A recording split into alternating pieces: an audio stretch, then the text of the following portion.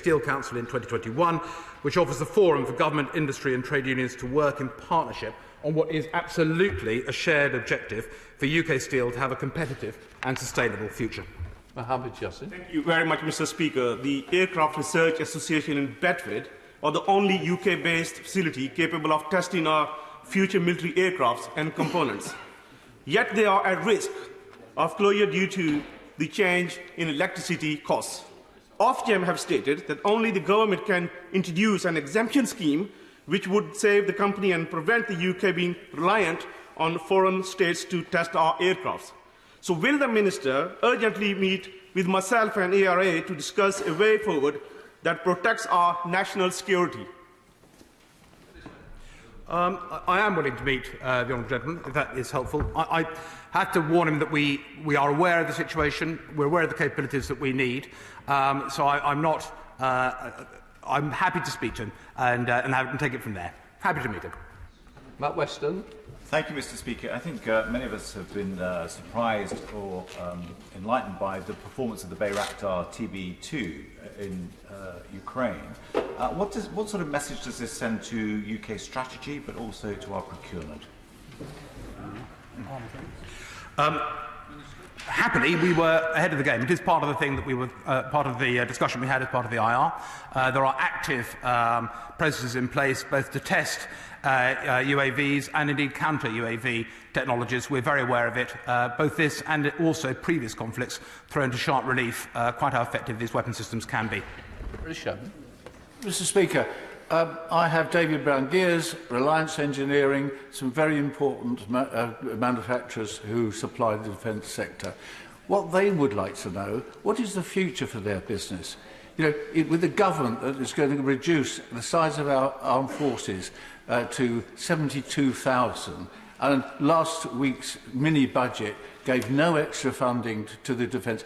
If Vladimir Putin is watching the parliamentary channel, what does he think he's thinking today? Well, I'm delighted to say, Mr. Speaker, that the last time I visited, I don't know whether Mr. Putin will be watching us today. I'd like to say some robust things if he is. But I'd like to give some reassurance to the honourable gentleman. The last time I visited David Brown, they were hard at work on components for the Type 26, a programme which, as the honourable gentleman knows, we are committed to, and where there's also many export orders. They are hard at work producing really valuable bits of kit for the UK, and I hope, in due course, our allies. Right, let's come to Shadow Minister Chris Evans. Thank you, Mr. Speaker. The UK shipbuilding accounts for 42,600 jobs. Yet the government continually fails to protect this vital industry and highly skilled jobs by refusing to build British by default.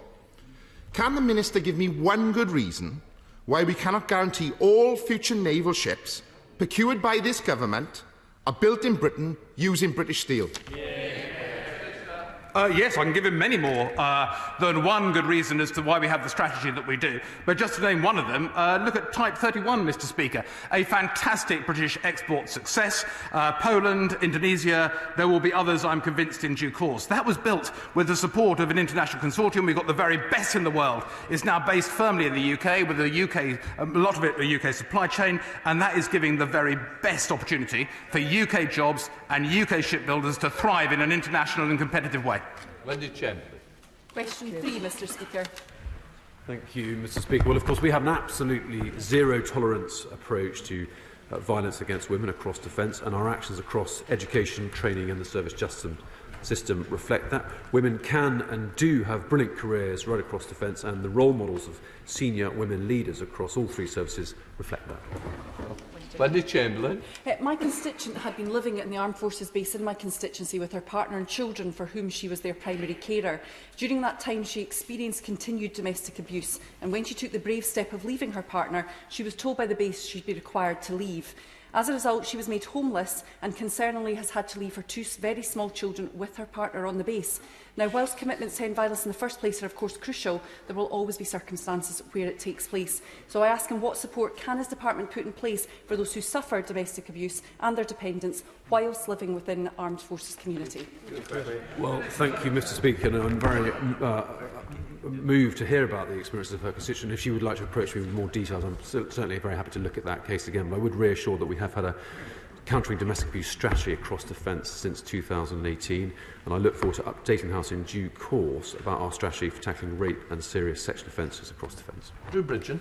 Thank you, Mr. Speaker. Does the Minister agree with me that we train all our military personnel in the, to be able to be extremely violent when the situation requires, but we also train them to have the self-discipline to control that aggression, and that any breach of that discipline, whether perpetrated against male or female victims, needs to be dealt with expeditiously and seriously through military law?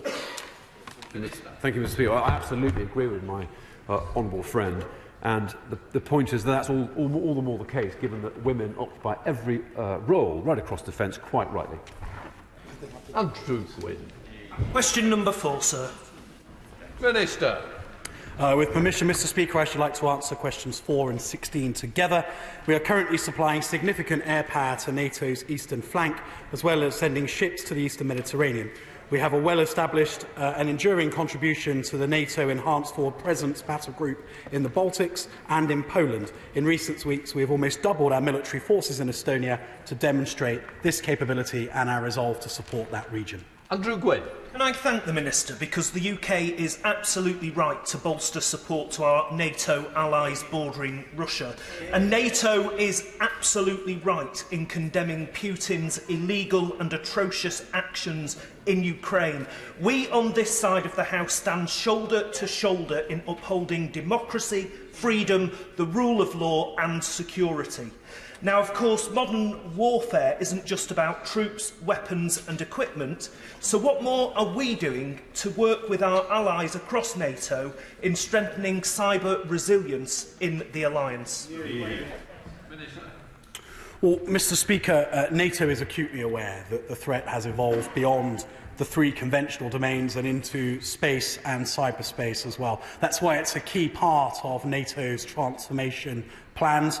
The UK is to the fore in that, because I think we've invested ahead of many of our allies in both defensive and offensive cyber capabilities. So the UK voice is very much to the fore in discussing with NATO how we develop a cyber capability for the alliance. Sir Tony Lloyd. Thank you, Mr. Speaker. Isn't one of the lessons of the brutal aggression of Russia in Ukraine that the decision by the Baltic states to join NATO was the right one? Aggression in Ukraine isn't a vindication of NATO's expansion, it's a vindication of the Baltic states joining our military alliance. But isn't there a lesson for all NATO powers, including our own? We have to think again about how much we're prepared to spend on defence. So, Mr. Speaker, make absolutely no mistake, the membership of NATO by our great friends and allies in the Baltic is one of the great strengthening moments of the alliance generally, and nobody's prouder to fly the NATO flag than Latvia, Estonia and Lithuania, and we stand full square behind them and behind what it would mean if President Putin was to try to compromise the territorial integrity of those countries in any way. As for his wider question about resourcing defence across the alliance adequately, I strongly agree. I mean, we are one of only a few countries that has been routinely spending the 2% of GDP target. It's fantastic that this moment of challenge within the Euro-Atlantic has meant that other countries have now increased their spending to meet that target too. If there are arguments for more money for defence, no defence minister is ever going to object, but we should reflect that in this country the UK has been spending 2% for a while and was given a very significant uplift from the Treasury only 12 months ago. Richard Drax. Thank you, Mr. Speaker. I commend the United Kingdom for all it's doing to help our NATO allies, but from one soldier to another, may I ask him, he said earlier, if circumstances change, the policy changes. And I do not excuse myself for asking again for the government to rethink to the cut to the army. What he referred to earlier was out-of-area type operations, now looking potentially, God forbid, at a conventional war where mass is going to be important. We no longer have that mass, and it must be retained. So the honourable gentleman and I will debate keenly, I know, the future of the land battle, but I'm just not sure that what I've seen on our TV screens over the last few weeks has been a justification for large amounts of massed armour. I think that it is entirely a vindication of a change in the way that the land battle is prosecuted, where actually if you mass forces, they are vulnerable to missile technologies that are absolutely in the ascendancy. I think that Future Soldier and the IR that gave birth to it is exactly the right way to be developing the army in order to meet the land battle as it is now, not perhaps how we thought it was 20 years ago. Alex Shelbrooke. Thank you, Mr. Speaker. Supporting NATO allies is not just about the Eastern Front and situation in and around Russia, but also about the threat from Russian naval activity. So does my right honourable friend agree with me that the focus must equally be on the activities that Russian submarines are taking place in the North Atlantic around our allied coast, and that the Navy must equally be given consideration in our strategic strength moving forward? Mr. Speaker, well, submarine operations in the North Atlantic are not routinely spoken about in public, but the honourable gentleman, I'm sure, will be reassured to know that we are acutely aware that you must maintain your awareness of what Russia is doing in the whole Euro-Atlantic, not just be focused on the obvious point of conflict in Ukraine. There is a belligerence to the way that Russia is doing its business right now, which means that this is a time for maximum vigilance for the UK and the alliance, so that we make sure that all threats to the homeland are properly countered. Right, Shadow Minister Luke Pollard. Thank you, Mr. Speaker. Labour's commitment to NATO is unshakable. We support the provision of lethal aid to Ukraine and we back the bolstering of defences for our allies on NATO's eastern front. The government has already deployed various assets, including Royal Navy ships from Devonport that I'm proud to represent. But can the Minister set out what further forces are being prepared for deployment to our NATO allies? And can he say whether the cost of that deployment is coming from already strained Ministry of Defence budgets, or whether it will be met from the Treasury Reserve, as was the case during the last Labour government? Mr. Speaker, there's a constant regeneration of forces as two battle groups are committed to Estonia. More battle groups need to embark on the training pipeline in order to make sure that we have contingent land forces at readiness. Similarly, ships have been deployed to the two NATO standing maritime groups and to exercise cold response. We continue to generate further ships to give more choice on further options thereafter, if requested by the Supreme Allied Commander Europe. And similarly with Typhoon and F-35, there's a large amount committed as part of the initial response force. But if SACEUR asks for more, we are generating more to have those at our disposal. The honourable gentleman asks about the money right now. All of it seems to be being met by the Treasury, but long may that continue.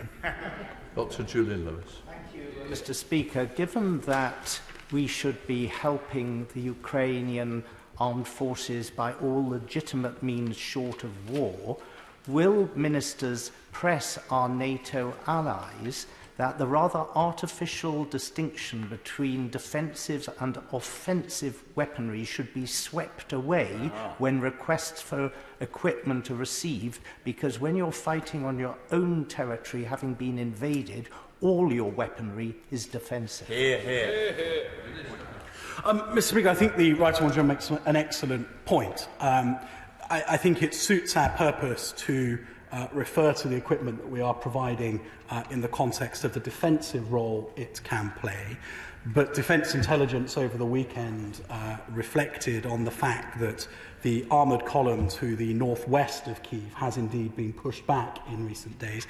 That's been pushed back because small bands of determined people are manoeuvring with weapon systems that are lethal, and that is forcing the Russians to move back into a place where they feel they can defend themselves better. So these are defensive bits of equipment. That, I think, is the right message to send to the Kremlin. If, in the ingenuity of the Ukrainian armed forces, they do something more, then that's good on Ukraine. Now we come to SNP spokesperson Stuart M. McDonald. Mr. Speaker, can I, on behalf of these benches, welcome the letter from Speaker Stefanchuk to this House also. Mr. Speaker, the last time I exchanged with the Secretary of State, albeit he can't be with us this afternoon, it was in relation to the NATO strategic concept, and he said to me at that point, when I asked about the government's I don't want to. Can I just remind people you have to stay for two full questions after the question you've asked. Too many members have asked a question already left, so can I just remind people, please wait, 2 full questions, show the courtesy of the House. You've had the benefit of a question. Sorry to interrupt you, but I need to get it on record. Especially so when I'm on my feet, Mr. Speaker.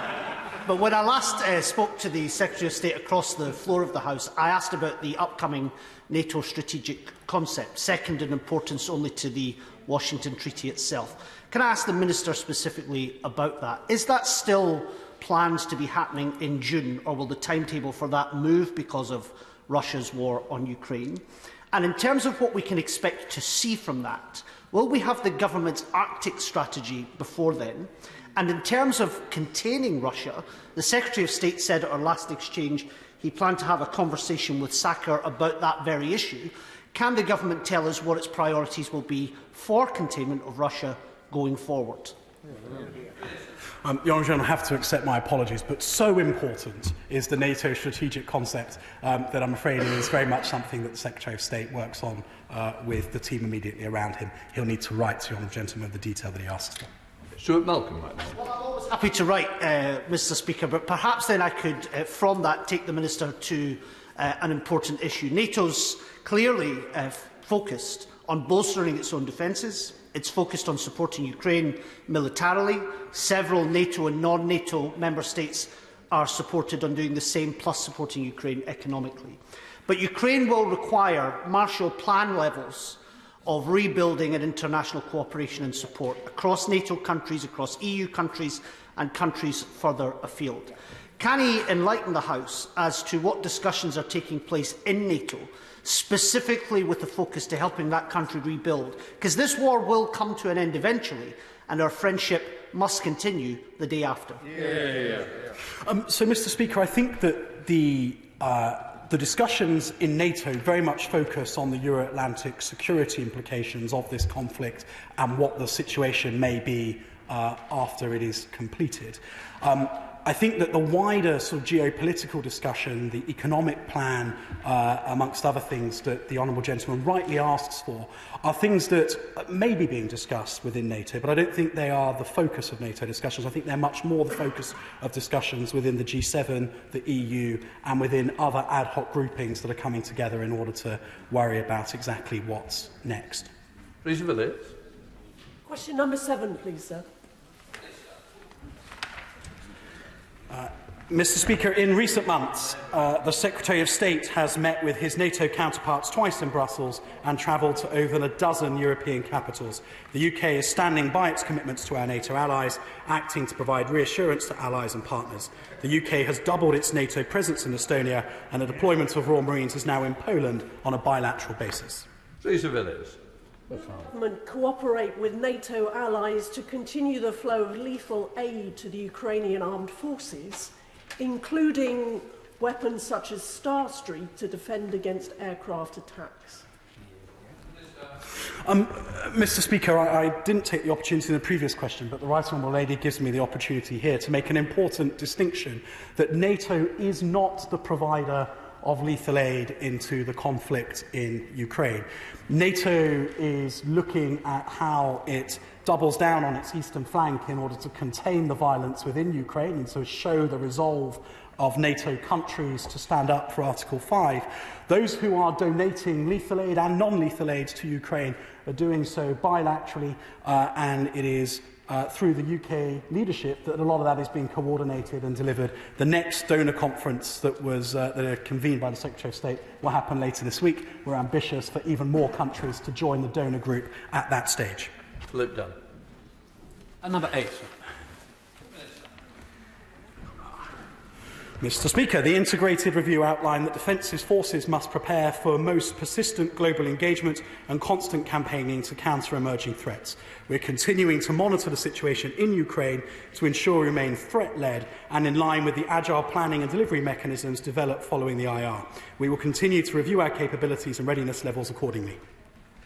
Philip Dunn. Speaker, as NATO nations last week committed forced deployments to 4 member states in Eastern Europe to help demonstrate resolve to Russia at this dangerous time, does he not agree that now is not the time to to reduce force strength of the British Army by 9,500 regular soldiers.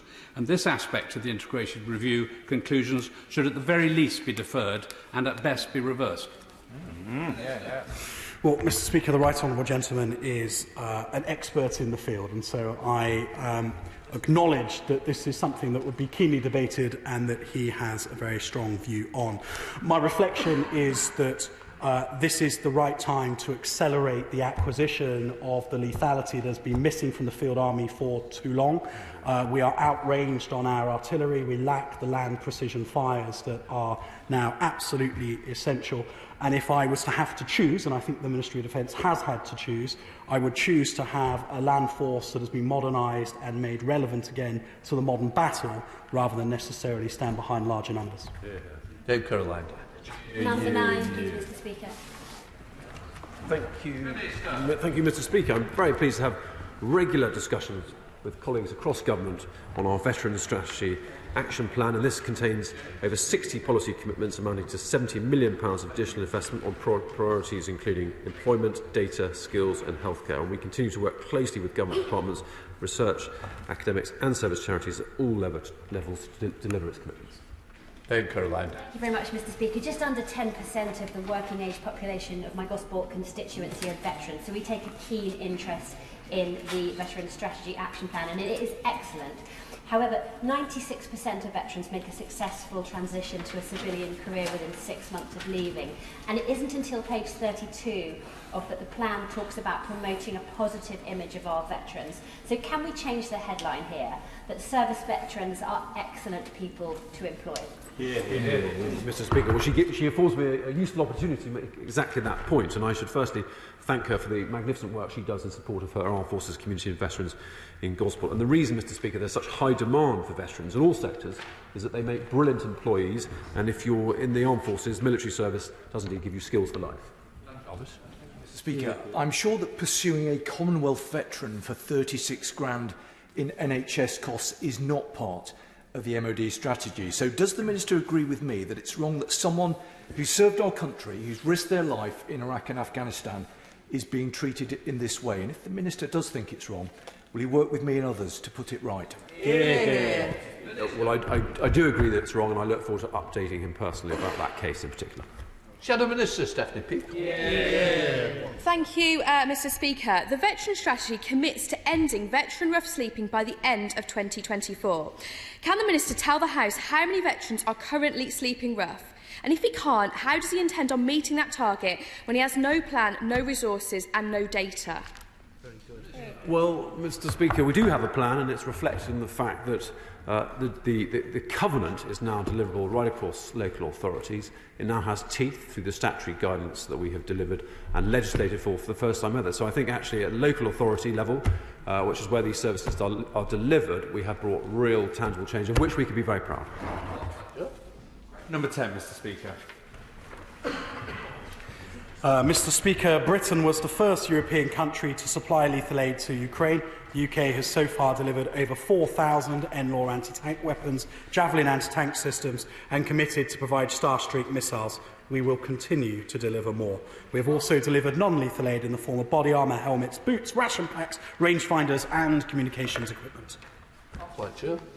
The recent announcement of 6,000 additional missiles going to Ukraine, and indeed I think we've led the way in terms of providing support to that country. But as the conflict evolves, there are many scenarios that may play out. And can I ask what steps the department is taking to try and plan for future support that the Ukrainians may need? So, Mr. Speaker, the Secretary of State and I both speak to our counterparts in the Ukrainian MOD numerous times each week. And it's apparent, as I'm sure we would be in these circumstances, that the thing that starts every conversation is around resourcing the fight tomorrow.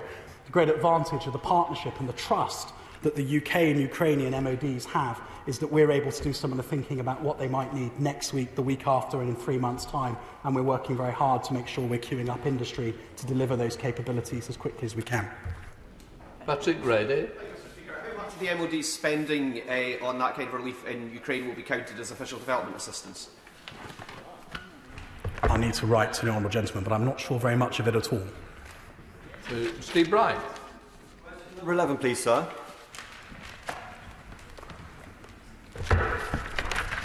The MOD continues to deliver on its 25-year strategy to modernise its estate. In the last year, the Defence Estate Optimisation Portfolio has completed construction at 3 defence sites, with another 6 in construction, and completed the sale of 7 surplus MOD sites, generating £141 million in receipts to reinvest in modern and sustainable facilities for our armed forces.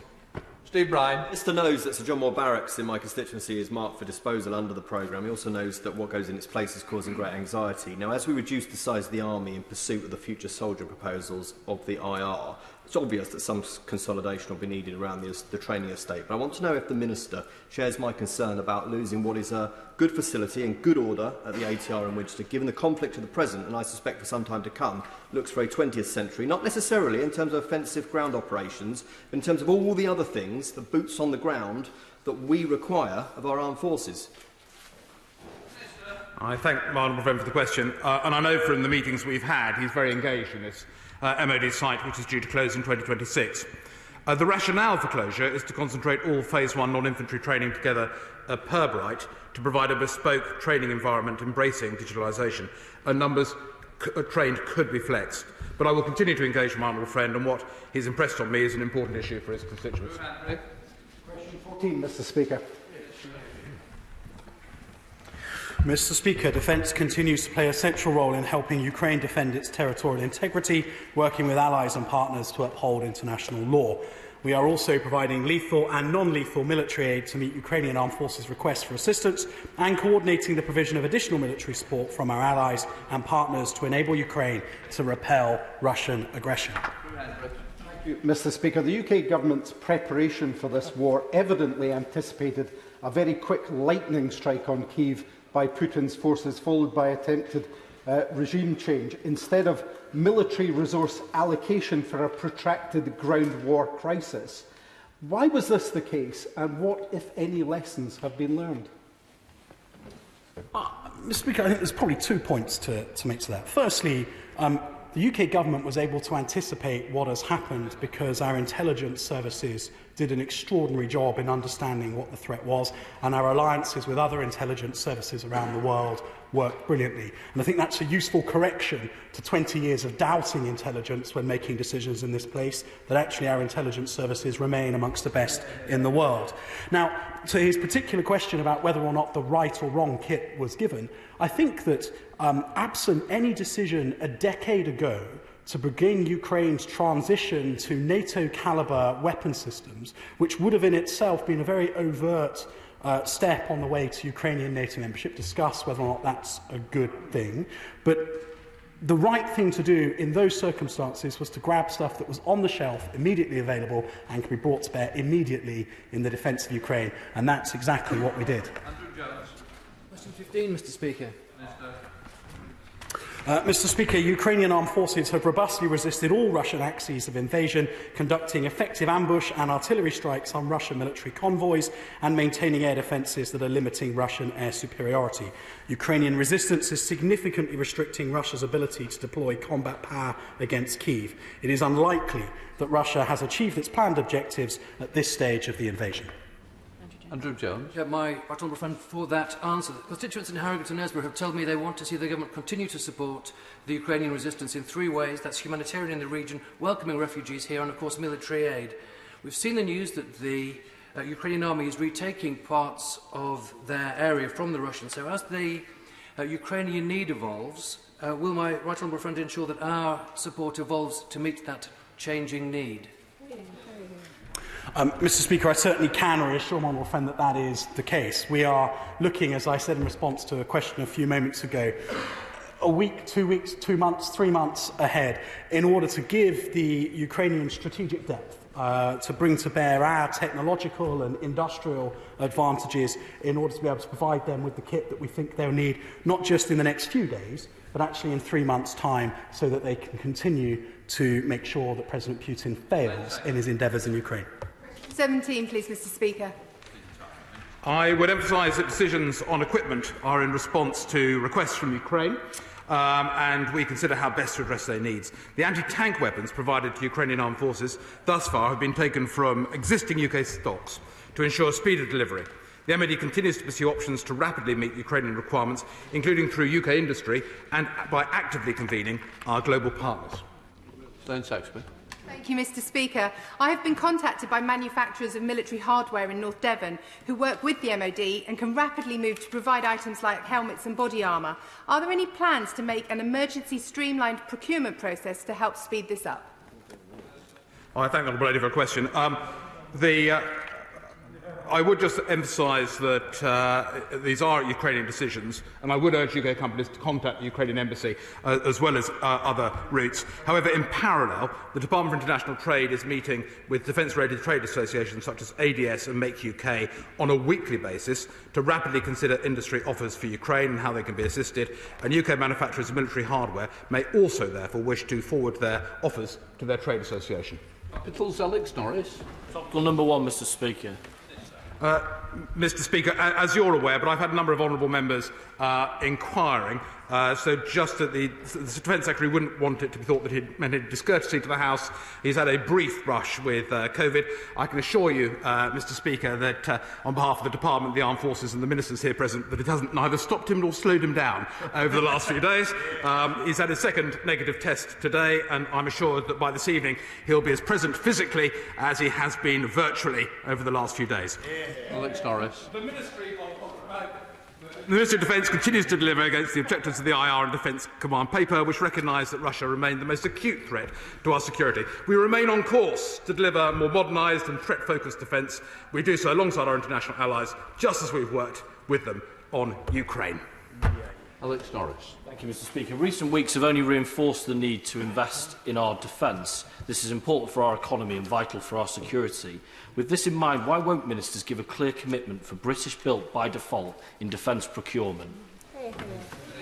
The events of the last few weeks show the absolute critical importance to having the right kit in the hands of our armed forces. On many occasions that can be met by British supply, but I would not write off the kit that we can procure from our US and NATO allies, and nor would I wish them to write off the prospect of buying kit from us.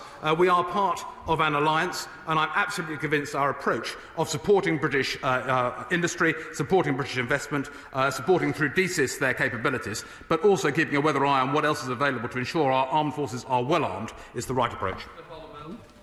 By the Secretary of State for Defence to send lethal defensive military aid to Ukraine before Russia's invasion was inspired, and probably one of the very best decisions he's ever taken. What is the initial assessment by the Minister for the Armed Forces of the operational effectiveness in theatre of the next generation light anti-tank weapons that we've sent to Ukraine?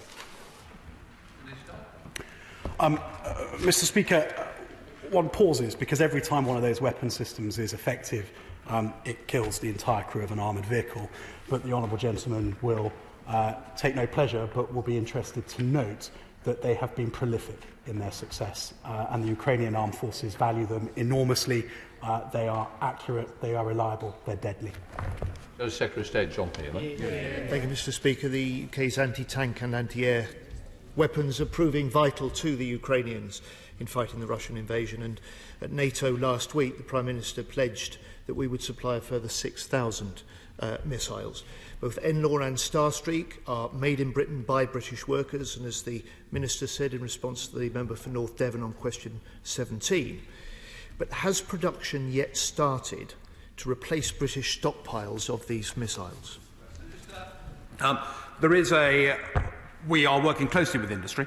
There are some lines that have continued, but I'd rather not get into operational details of as and when stockpiles will be replenished. But suffice it to say, we are in active conversations with industry, as the right honourable gentleman would expect.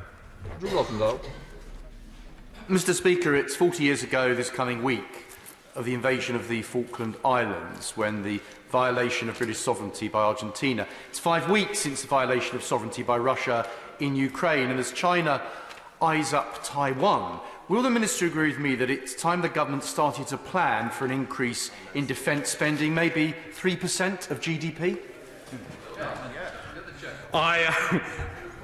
Thank you, Mr. Speaker. I hear what the honourable friend says. I note his concern. It's clearly something, as the IR made clear, we always look at this from a threat basis, and what is required we fund. But I would also remind him we are the biggest defence spender in Europe, the second biggest in NATO, and we were pleased to receive a £24 billion uplift in the current spending period. Thank you, Mr. Speaker. As a member of Scottish Affairs, I had the pleasure of visiting Lossiemouth earlier this year, and Lookers Airfield in my constituency is still maintained as a backup site for operations. Given the current situation, can the Minister advise on sonar radar upgrades, because it's important that backup facilities are also fit for purpose? I thank the Honourable Lady for her question.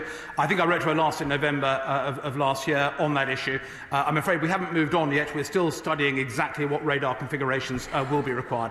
But it is actively being looked at, and I certainly commit to updating the Honourable Lady when I can give her an assurance one way or the other. Julian. Fleeing for their lives when Kabul fell, some Afghans with UK connections entered Pakistan without documentation. Will ministers urgently devise a practical plan safely to bring to the UK those Afghans who have entry visas to come to this country but who are still being hunted by the Pakistani police, whose government apparently wants to hand them back to the Taliban? Mr. Speaker, the right honourable gentleman knows that I've been engaged in this for him for some time, and I'm told from my phone that the High Commissioner has, I think, now reached out to explain the situation. But for the benefit of the wider House, there is a challenge where those who arrive in Pakistan with eligibility to come to the UK under whichever government scheme they are intending to come, but have not entered Pakistan legally, the Pakistan government is taking a view on limiting our abilities to process those people. We are working hard to persuade the Pakistan government to take a different approach. Thank you, Mr. Speaker. Joram is a veteran and a constituent who came to Britain in 2001 and served in the armed forces with tours in Afghanistan and Iraq that left scars. He suffered from PTSD and took to drinking, and as a result served time in prison. But he turned his life around. He's now a painter and decorator and a father of two. But the Home Office is seeking to deport Joram to Zimbabwe, where he has no connections, and when he was last there, more than 15 years ago, he was tortured for having served in our armed forces, and that risks happening again in the future. So will the Minister intervene to stop Joram, a veteran, from being deported? Thank you, Mr. Speaker, and I would be very pleased to review the details of this case and correspond directly with her. Thank you, Mr. Speaker.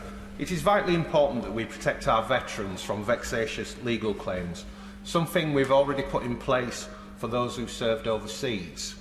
Would the Minister agree to work with the Secretary of State for Northern Ireland and the Government to ensure legislation is also urgently brought forward to help protect our Northern Ireland veterans? Thank you, Mr. Speaker. We are grateful to all veterans of Op Banner, and we seek to give them closure with honour and finality, and I'm pleased that the Secretary of State for Northern Ireland will in due course bring forward the requisite bill. Mr. Speaker, thank you. The most effective deployment of our submarine forces in response to Russian deployment is surely intelligence dependent. Now, the membership of the Joint Expeditionary Force is not synonymous with that of NATO. Can I press the Minister and say, are we making every effort to glean intelligence as to Russian naval deployment from these other countries? Mr. Speaker, our intelligence of Russian submarine movements is, as on the right honourable gentleman imagines, some of the most sensitive. But he will be reassured to know that we are absolutely working with allies to make sure our understanding of where Russian submarines are is at the best it could possibly be, and that we are postured to make sure that we meet whatever threat there may be as a consequence. Thank you, Mr. Speaker. I'm sure my right honourable friend will agree with me that Poland's recent decision to award Babcock the contract for the Arrowhead frigates for the Polish Navy is a brilliant example of British shipbuilding capabilities being used to support our NATO allies.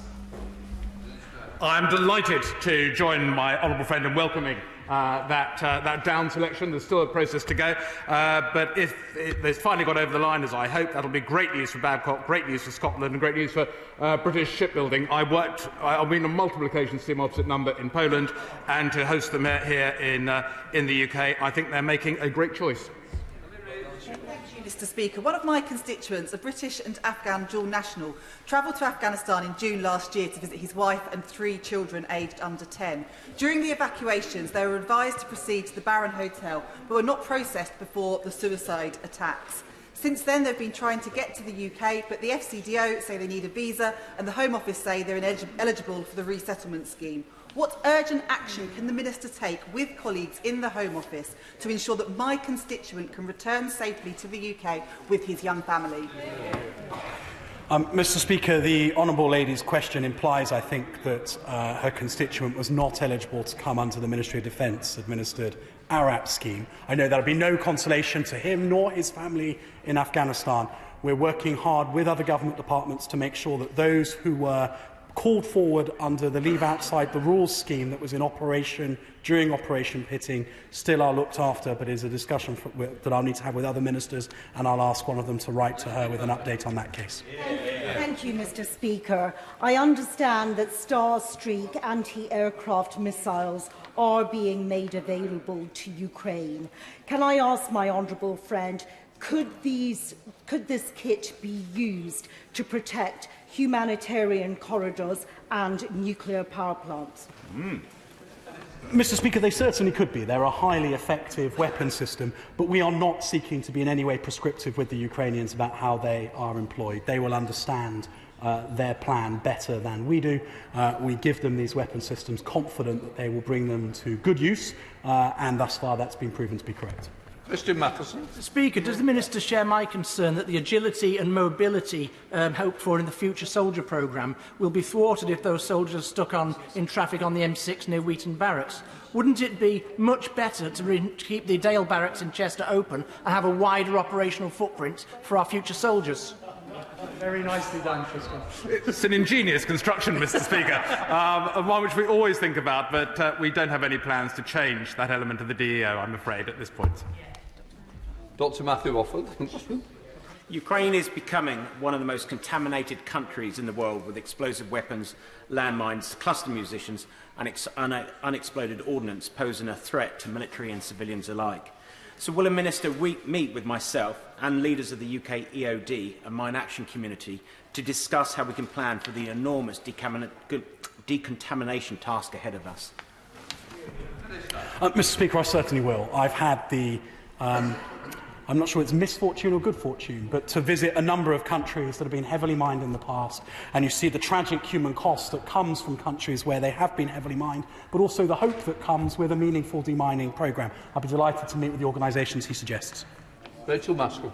Thank you, Mr. Speaker. The National Security Vetting Services have never played such an important role, and the skill there is incredibly high. So when will the Minister announce that it will remain in York when they move forward with their plans for the Info Barracks site?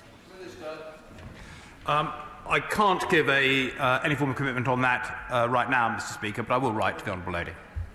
Dr. James Davies. Thank you, Mr. Speaker. Over the weekend, I was pleased to see 2 Royal Navy vessels join 5 other Joint Expeditionary Force nations in escorting British and Danish supply ships. They successfully delivered military vehicles and equipment to the UK-led NATO battle group in Estonia. Does my honourable friend agree that, as well as playing a vital role in NATO, it's important for the UK to continue to lead the Joint Expeditionary Force? Well, Mr. Speaker, I certainly do. NATO has been the absolute cornerstone of Euro-Atlantic security since the end of the Second World War. Long may it continue to do so. And the JEF, nor the EU, nor anything else should be seen as an alternative. But there is a market, I think, for complementary organisations like the JEF, which don't require consensus. And I think the JEF is showing absolutely its value in the way that it's being used at the moment. Speaker, the Veteran Strategy Action Plan includes a commitment to address the historic hurt or disadvantage that sections of the veteran community have experienced. Can the Minister confirm if this will include compensation for LGBT veterans? Thank you, Mr. Speaker, and I look forward to announcing further progress on this review in due course. And I don't want to preempt the terms and conditions of the Chair, but I think it will be reassuringly broad. James Gray. Thank you. While it is perfectly true that any sensible person in the West would rather President Putin were not the President of the Russian Republic, would the Minister not agree with me that it's vitally important that we should reiterate at every second that we can that NATO is a defensive alliance amongst 30 people, that if there's one boot that goes over the line onto NATO land, we will react. But in the meantime, the person of the presidency of Russia must be a matter for the Russian people and not for us. Minister, my honourable friend is correct. NATO is a defensive alliance. We're working very closely together. As my honourable friend, the Minister of the Armed Forces, stated earlier on, we are undertaking measures to ensure that NATO retains that deterrence and that defensive posture which is appropriate in these times. But we are focused bilaterally on Ukraine and supporting Ukraine. That is the focus of our policy. Andrew Gwynn. At the last defence questions, I got what I hoped was an encouraging answer on behalf of the nuclear test veterans in what will be their 70th anniversary since the first nuclear tests. Can the Minister update us where we're at in terms of recognising these veterans and their families for their sacrifice? Speaker, this continues to be under review, and I look forward to updating you in due course. Ministers have already said that we've supplied 4,000 NLAWs and other equipment and deployments, that we're supplying 6,000 more. Meanwhile, Germany says that they will supply 1,000, and France hasn't actually stated what they're going to supply. And as far as I know, nothing has actually been supplied. So what advice do we give to our colleagues in Europe about how to actually get their equipment into Ukraine? Mr. Speaker, it's not just advice. We offer a service whereby we will go to countries around Europe, pick up stuff and make sure that it gets forward to Ukraine. And at the International Donor Coordination Centre in Stuttgart, which I had the pleasure of visiting last week, the UK 104 Brigade headquarters is the global lead on coordinating how all of that lethal and non-lethal aid arrives in countries that neighbour Ukraine and how it is moved on thereafter. Thank you. Richard Holden.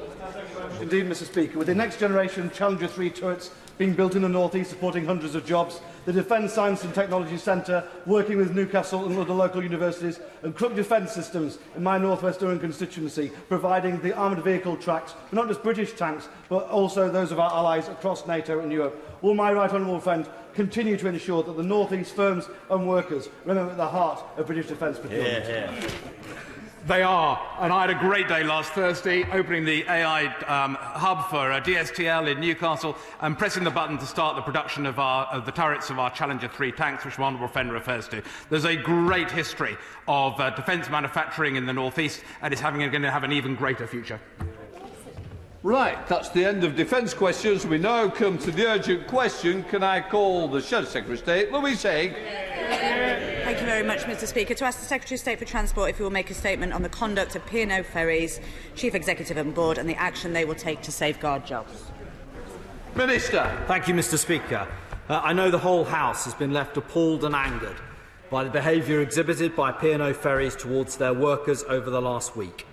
As a government, we will not stand by and allow hard-working, dedicated British staff to be treated in such a manner.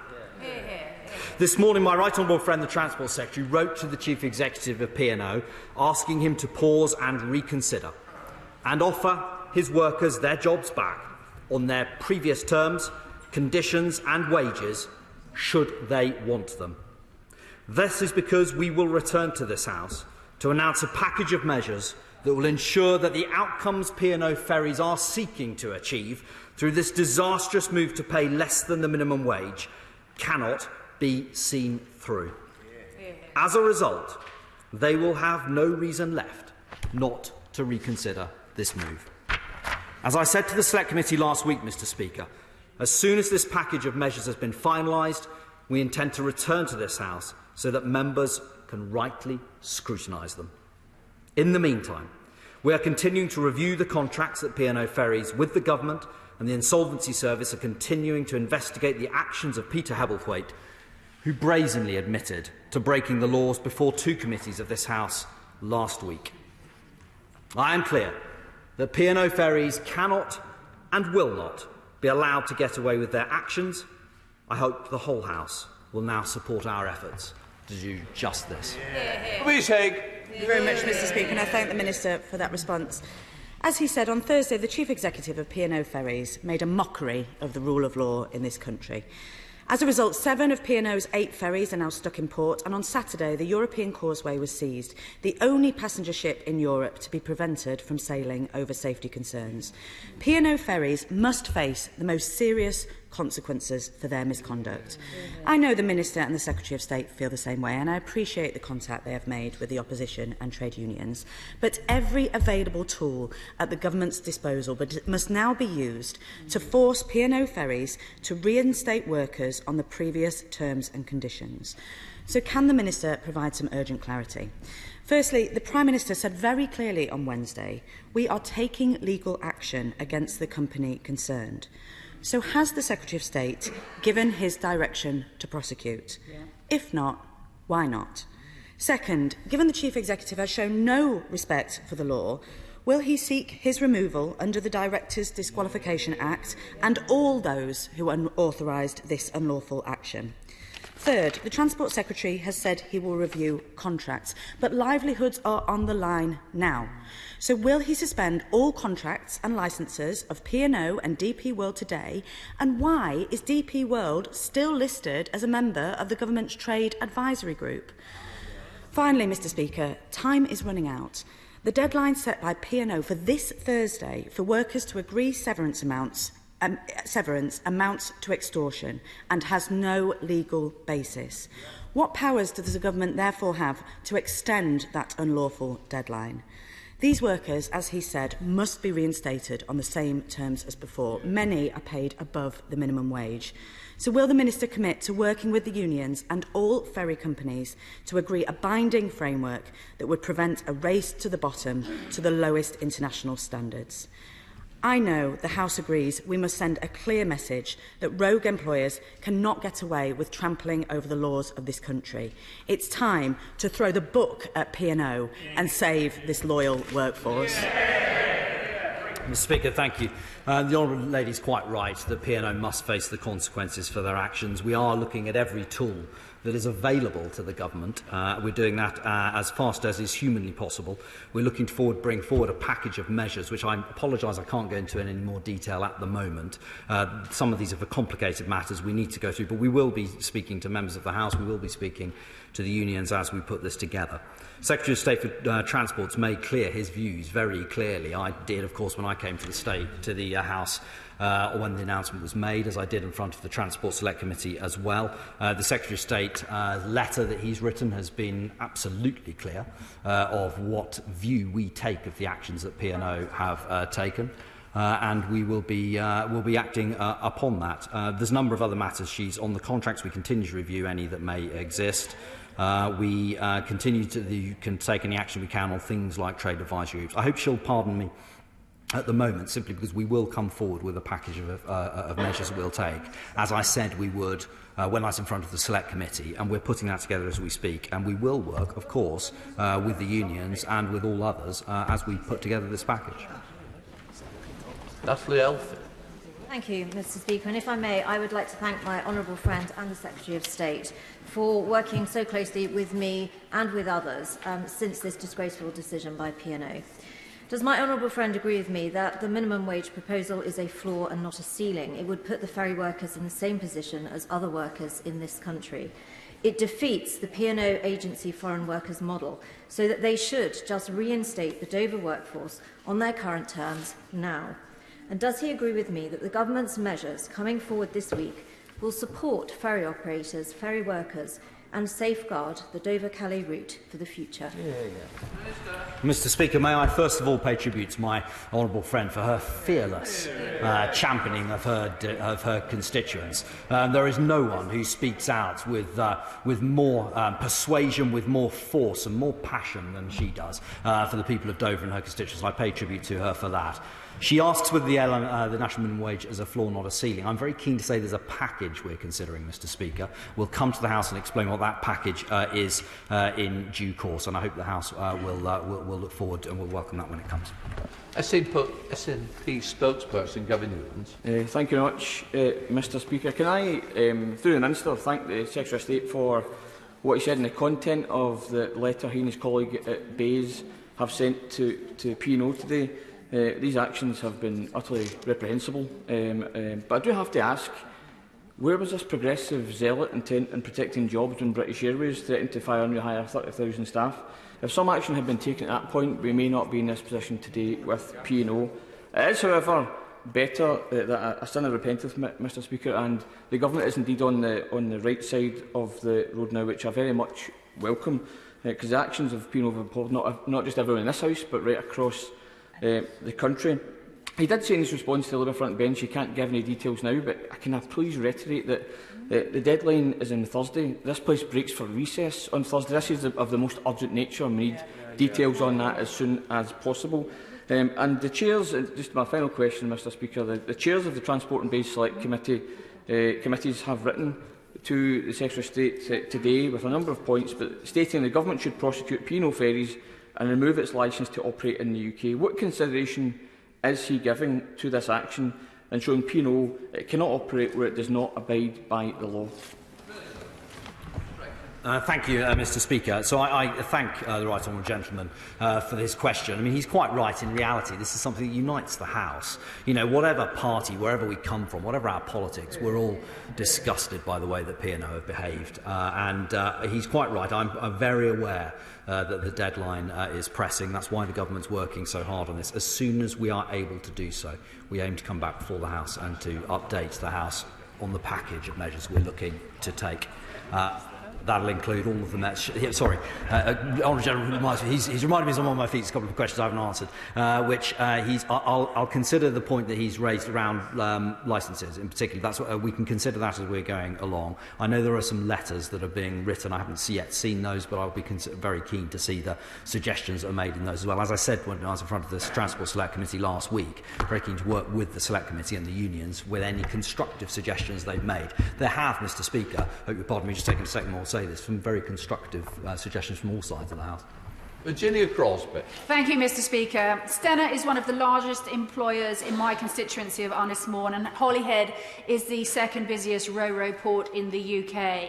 The news last week regarding P&O was felt with palpable anger and shock.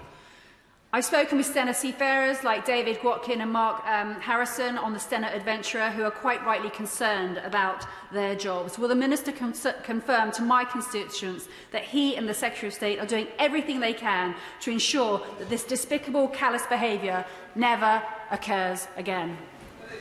Well, Mr. Speaker, the Honourable Lady also speaks with enormous power and passion for her constituents in Anismore. Can I pay tribute to her for that? The distress that has been felt by seafarers of all companies is absolutely palpable over the course of the last week. We clearly, of course, those at P&O are in our hearts and minds, but equally those who are worried about their livelihood from other operators. Precisely the point why we're taking the time that we are is because we want to be able to provide the reassurance to others, no matter where they work or who they're employed by, that their livelihoods will be secure. Peter Dunn.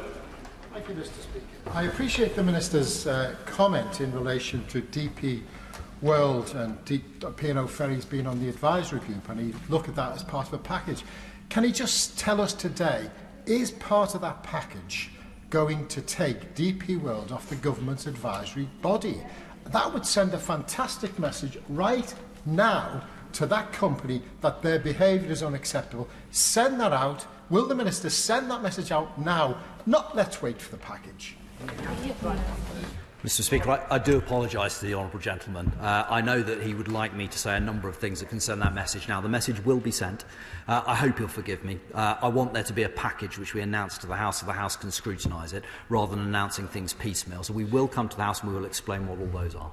Thank you, Mr. Speaker. I'd like to thank my right honourable friend for the strength of the government's response to the moral bankruptcy of P&O ferries, as demonstrated at the Select Committee last week. I welcome the government's commitments to protect seafarers in the future. Does my right honourable friend agree with me that every step needs to be taken to ensure that seafarers are properly protected into the future? Mr. Speaker, moral bankruptcy is precisely the point. I think my honourable friend precisely puts his finger on it. We are taking every step. We will come forward with a package. We want to make sure that we get this right, and we are keen to make sure that people are protected. Thank you, Mr. Speaker. We know that the unions met with P&O Ferries on Friday, and unsurprisingly perhaps, the company were treating those unions with utter and complete contempt. Now, I think the reason is this: the penny for P&O Ferries hasn't yet dropped. That legislation will come in to force very soon, which will remove that incentive to exploit foreign agency workers at the expense of British seafarers.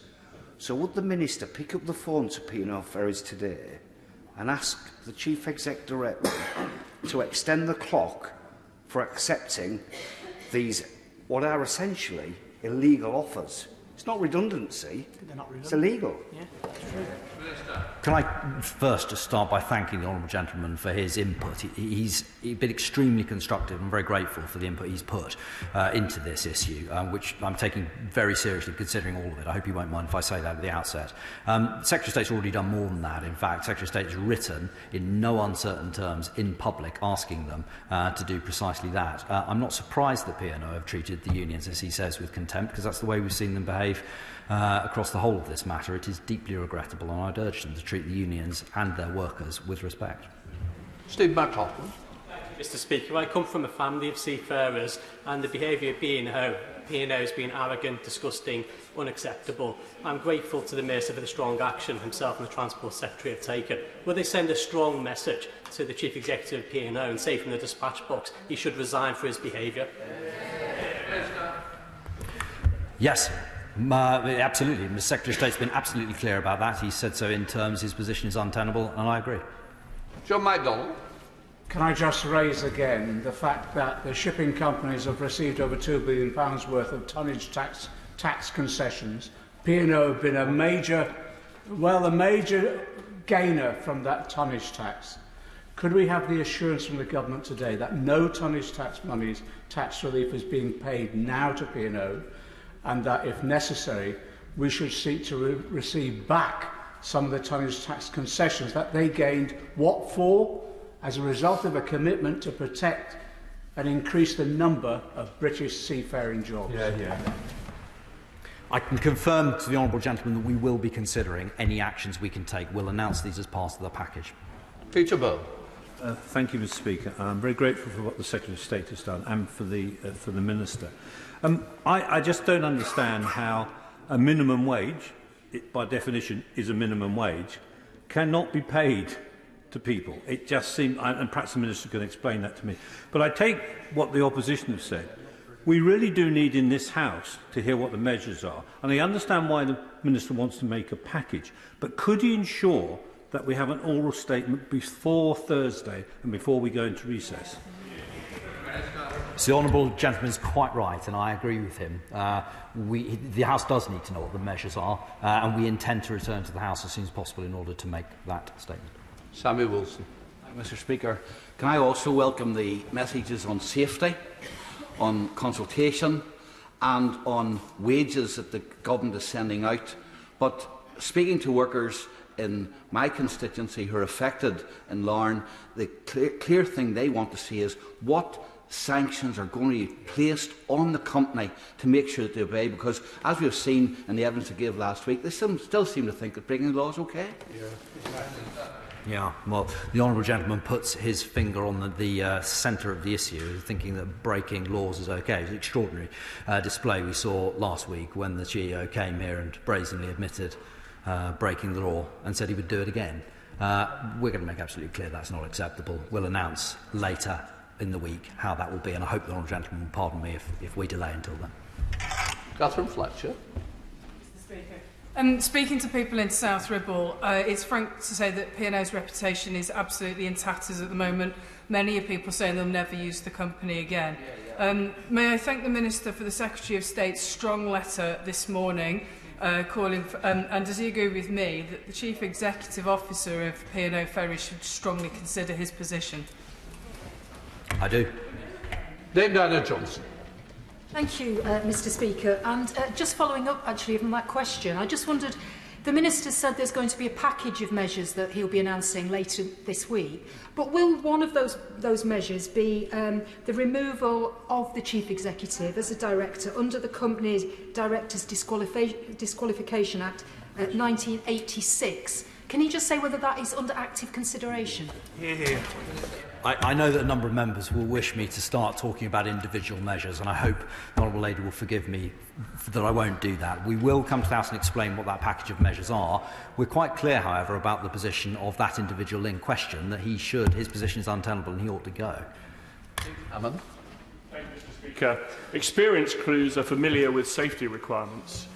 Could my honourable friend say and ensure the House that before any vessel leaves port, or any ferry leaves port now, a full safety inspection will take place before it leaves? Yes, and indeed the MCA have detained one vessel to ensure that hasn't taken place. And the MCA I have total confidence in, and they will ensure that any vessel is safe before it sails. Carmichael.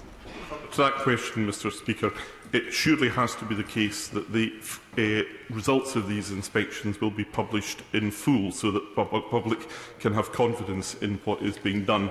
But as well as being in breach of their duty to inform the Secretary of State about their intentions, it appears that P&O are also in breach of their duty to inform flag states. Is that a matter which it is in Government's intention to pursue? We're considering any options that may be relevant after the actions of P&O last week. We consider all and everything. Laura Farrell. Thank you, Mr. Speaker. One of the most damaging concessions that was made at the Select Committee last week was that it was cheaper for P&O to dispense with their Section 188 consultation obligations because it was more cost-effective for them to pay 800 protective awards and then move on to agency worker rates of £5.50 an hour below the national minimum wage. The way they're doing this is by paying British national minimum wage up to the limit of British territorial waters and then moving on to rates of below £2 an hour. I know how hard my honourable friend is working on this issue, but we don't have this in the airline industry where they go between jurisdictions. So could he look very carefully at the territorial limit of the national minimum wage obligations? I will indeed. It's one of the issues we are discussing. The honourable lady is quite right to draw attention to it, and I thank her for her expertise. Bill Esterson. I was at the port of Liverpool on Saturday, and I met sacked P&O seafarers from both Liverpool and from LIVE.J who'd come across using a different carrier to show their solidarity to their Liverpool comrades. And they told me that about the MCA inspection in LIVE.J that's kept the vessel in port. But they said, I'll pass back to you their message. They want their jobs back. They want their jobs back on their existing terms and conditions. But they don't just want a review of the licences. They want proper action because they want the government to show that they really are on their side now and not to leave any doubt about whether they're on the side of billionaires from Dubai. I can be absolutely clear now, we're on the side of the workers. We'll be explaining what we're going to do in the House later this week. Grant Paulson. Thank you, Mr. Speaker. May I congratulate the Minister on the robust approach the Government are taking to this matter. But, Mr. Speaker, many small business owners and managers work long and hard to get personnel matters right and to do the right thing and to comply with employment law. Would the Minister consider what signal it will send to them if P&O ferries get away with wilfully ignoring the law? Well, that's a signal that we cannot have. We cannot have any company willfully ignoring the law. We want to make sure that every company knows it has to do the right thing and they must do the right thing. Mick Whitley. Speaker, The government's response to the mass sackings of 800 P&O workers has been shameful in my view. Ministers failed to step in and save jobs. They refused to support Labour efforts to outlaw fire and rehire in October, and they're not seeking disqualification of P&O's chief executive from holding a company directorship for brazenly and knowingly breaking employment law. Now, many of my constituency employed in the maritime industry are afraid that their jobs could also be under threat. Will the Secretary of State urgently commit to bringing forward legislation that will guarantee the strongest employment protections are available to everybody working in the UK maritime industry, so that no one is ever treated as contemptible as the 800 P&O workers were? Well, I don't agree with the honourable gentleman's way of describing the government's approach to this. I don't think we could have been any more robust. But the overall thrust of his point that workers should be protected, I agree with. We will come to the House and we will explain how we're going to do that as soon as we possibly can. Thank you, Mr. Speaker, and I welcome the Minister's statement, but two of my neighbours and constituents with a combined service period of 51 years were laid off by email last week and are understandably upset that they do not know where their money is coming into their household going forward. Can he assure me that the package of measures that he will be introducing, and I understand that he cannot go into detail, but can he make sure that at the heart of that package are workers' rights, and that in future no company like P&O will be able to take these actions going forward? Yes, Mr. Speaker, that's precisely what we aim to achieve. Very grateful, Mr. Speaker. I was heartened when the Minister in opening said he will not stand by and allow workers to be treated in such a manner. But P&O's arbitrary and illegal deadline of 31st of March this Thursday for all SAC ratings to sign the severance package, which effectively buys their jobs but also seeks to use a legal device to muzzle them, that's this Thursday. So when the Minister says he's going to bring a package to this House as soon as possible must be before Thursday. The honourable gentleman's point, it's not on the way that these people have been treated. It's absolutely unacceptable. This is complicated, so there are a number of things we just have to go through to get this right. As soon as we can come back to the House, we will. But in the meantime, the letter that the Secretary of State has written, it makes precisely the demand that he asks. Richard. Thank you very much indeed, Mr. Speaker. And I'd like to thank the Secretary of State and the Department for the robust way in which they've really taken on P&O over the disgraceful actions over the last few weeks. But can I confirm a couple of things to me? Firstly, that all the contracts and relationships P&O have with the government are going to be under review. Can he secondly confirm they will block the outcome that P&O are after, which is specifically trying to pay workers less than the minimum wage? And thirdly, can he agree with me that the CEO should either resign or be sacked immediately?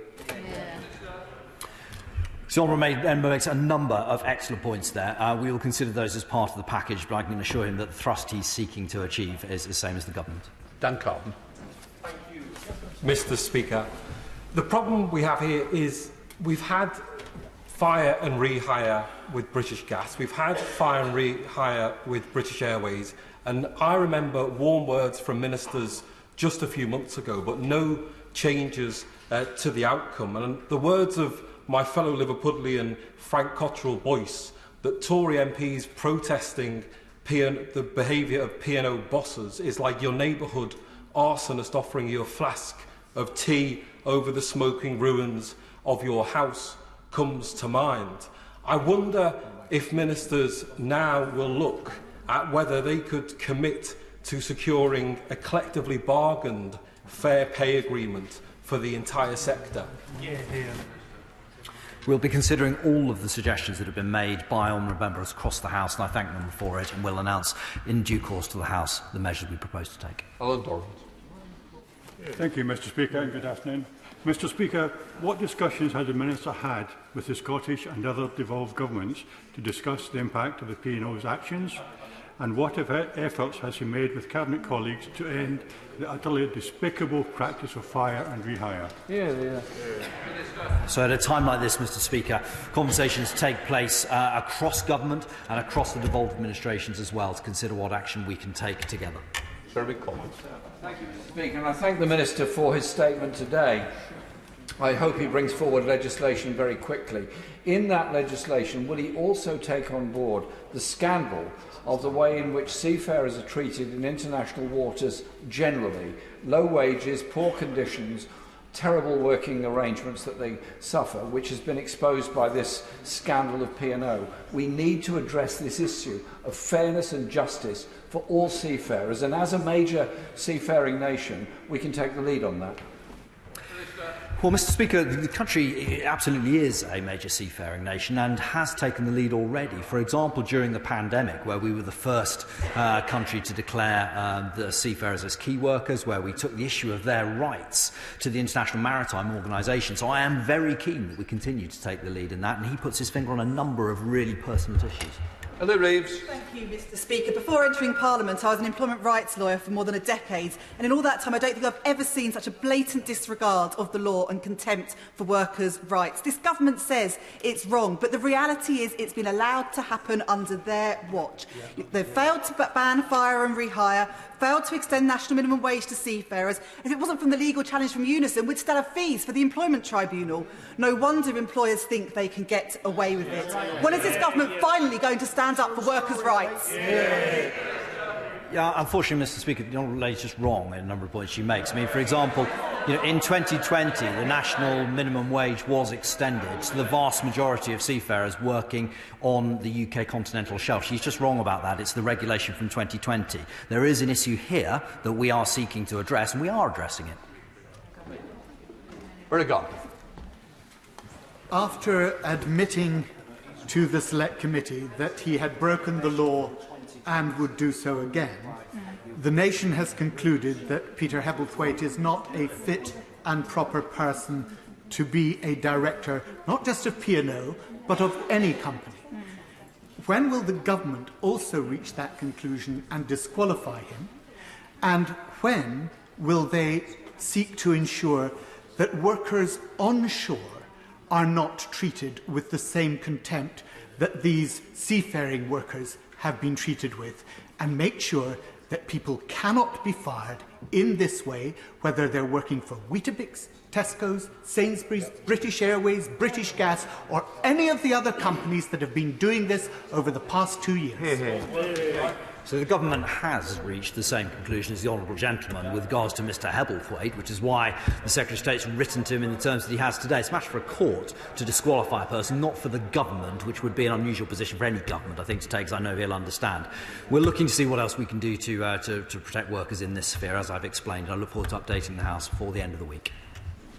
Vital Fabricant. Can I thank my honourable friend for taking such a robust stance on this issue?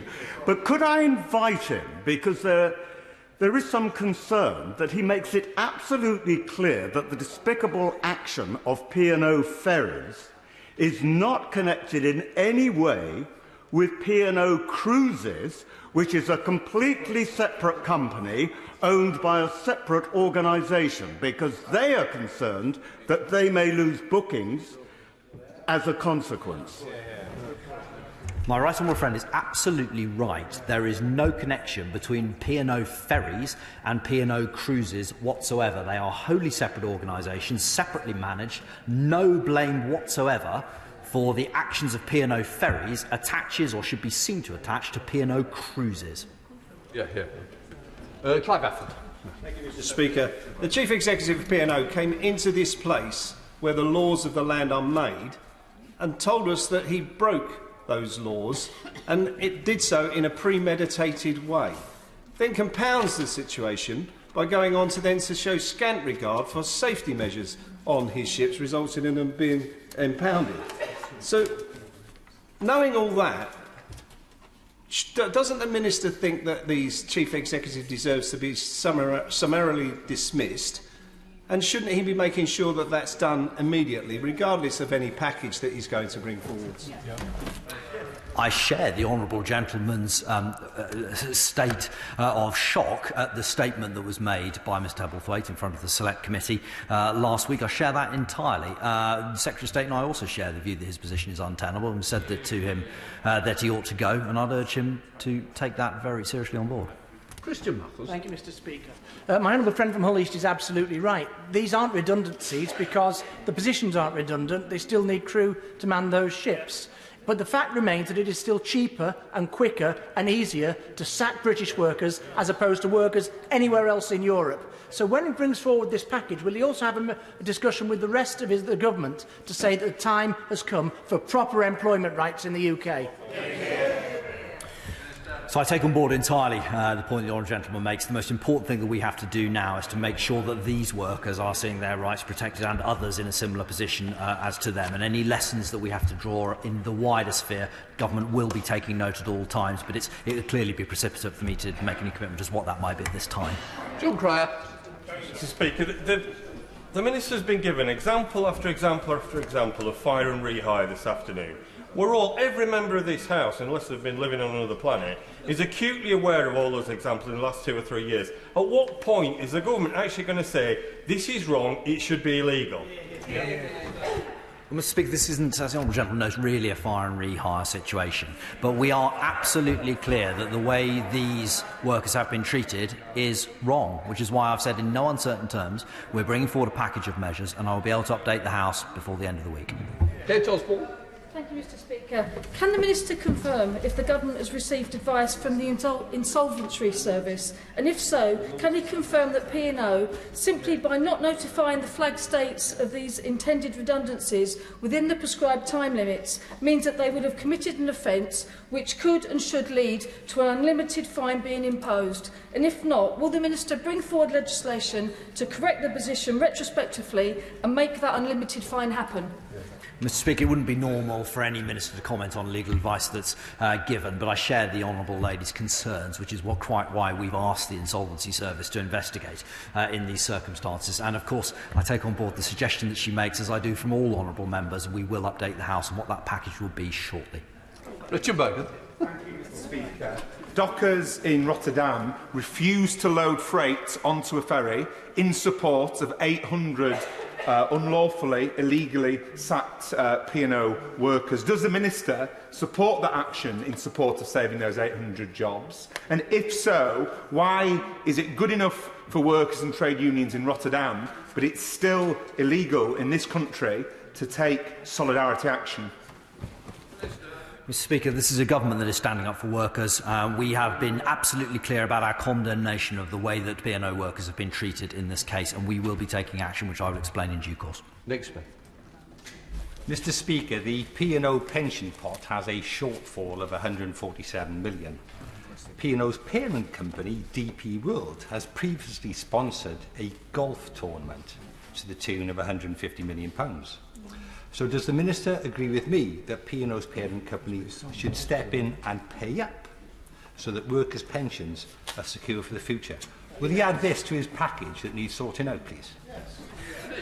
I entirely understand the honourable gentleman's concern. I think that DP World and P&O should get together, talk to their workers and look after them, which they haven't done so far. Sir Tony Boyd. The Minister's response then is an interesting one. DP World are, of course, the parent company and have corporate responsibility for the actions of P&O ferries. Has anybody picked up the phone to the government of the UAE, who have responsibility for DP World, and said that this is simply not good enough and not good for their reputation? We've been absolutely clear when we've written to P&O that the decisions that they've taken are absolutely catastrophic for their reputation. And we say the same things to DP World. The Minister's absolutely right. This isn't fire and rehire because the P&O workers haven't even been given the indignity of being offered back their contracts on lesser terms and conditions.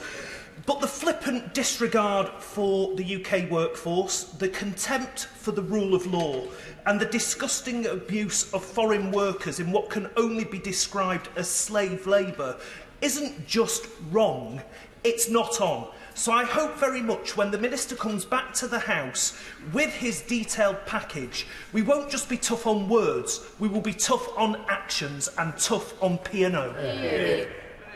So I agree with the honourable member that the way these workers have been treated is absolutely not on. We've been absolutely clear about that, and we are keen not on words, but on action. Rachel Mask. Thank you, Mr. Speaker. What is worse is that DP World and P&O ferries were prepared to put crew untrained onto these ships and also passengers onto these ships, and for them to sail completely against health and safety measures. Therefore, there is something at the core of this company's culture which needs to be addressed, which must result in the licence being removed, because clearly it is prepared to be unsafe and break the law. So I understand the Honourable Lady's concern. The thing that I hope will give her confidence is that we have the Maritime and Coast Guard Agency, in whom I have full confidence they are an outstanding safety regulator. They inspect all of these ships, and if they aren't safe to sail, they won't sail. That finishes the UQ. We are now going to come to the next statement, and the statement will be from the Secretary of State for Education, the Right Honourable Nadeem Zahawi. Thank you very much, Mr. Speaker. With your permission, Mr. Speaker, I will now make a statement on the publication of the school's white paper. Since 2010, we have been on a mission, Mr. Speaker, to give every single child a great education.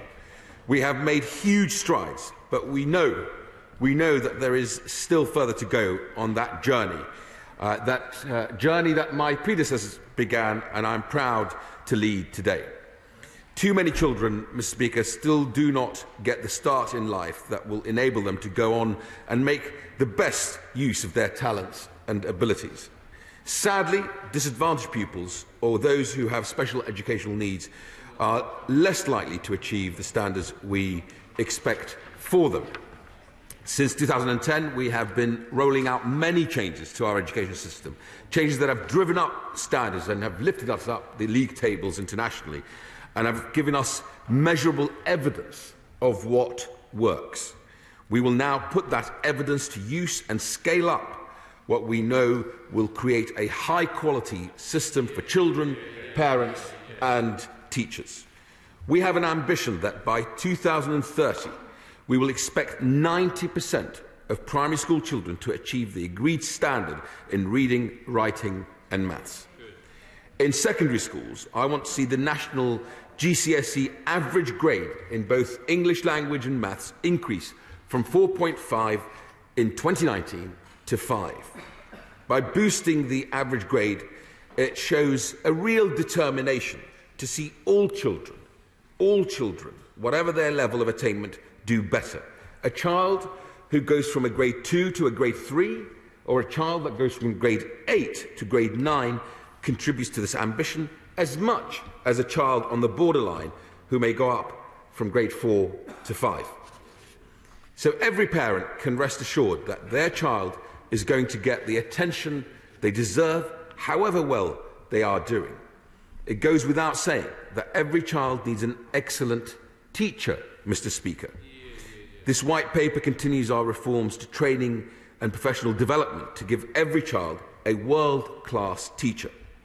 The quality of teaching is the single most important factor within a school for improving outcomes for children, especially those from disadvantaged backgrounds. Our vision is an excellent teacher for every child in our country. But if we are to do this, Mr. Speaker, we need to make teaching even more of an attractive profession.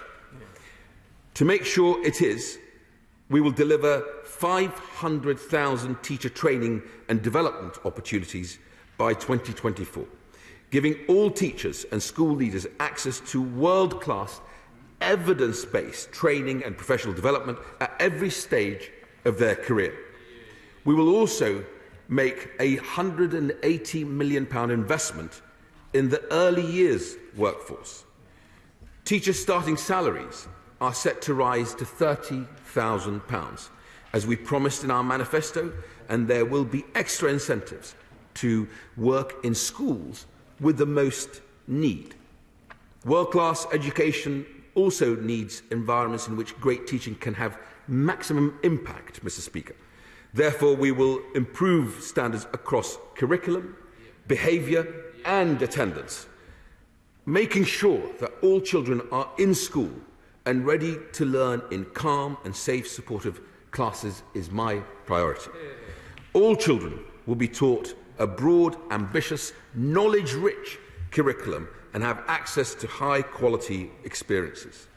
We will set up a new national curriculum body to support teachers, founded Founded on the success of the Oak National Academy, this body will work with groups across the sector to identify best practice, deepen expertise in curriculum design, and develop a set of optional resources for teachers that can be used either online or in the classroom. These resources will be available across the United Kingdom, levelling up education across our great country. We will continue to support leaders and teachers to create a classroom where all children can learn in a way that recognises individual needs and abilities. In addition, we are going to boost our ability to gather and share data on behaviour and attendance. We will move forward with a national behaviour survey to form an accurate picture of what really goes on in school and classrooms, and of course, to modernise our systems to monitor attendance. We will introduce a minimum expectation for the length of the school week to the national average of 32.5 hours for all mainstream state-funded schools from September 2023 at the latest. Thousands of schools already deliver this, Mr. Speaker, but there are a number that don't, and that needs to change. Too many children, Mr. Speaker, especially those who are most vulnerable, routinely fall behind and never catch up with their peers. The awful COVID pandemic has, of course, made this worse, and even though I am relieved to tell you that the latest research on learning loss, Mr. Speaker, and recovery shows pupils continue to make progress, but there is still much more to do.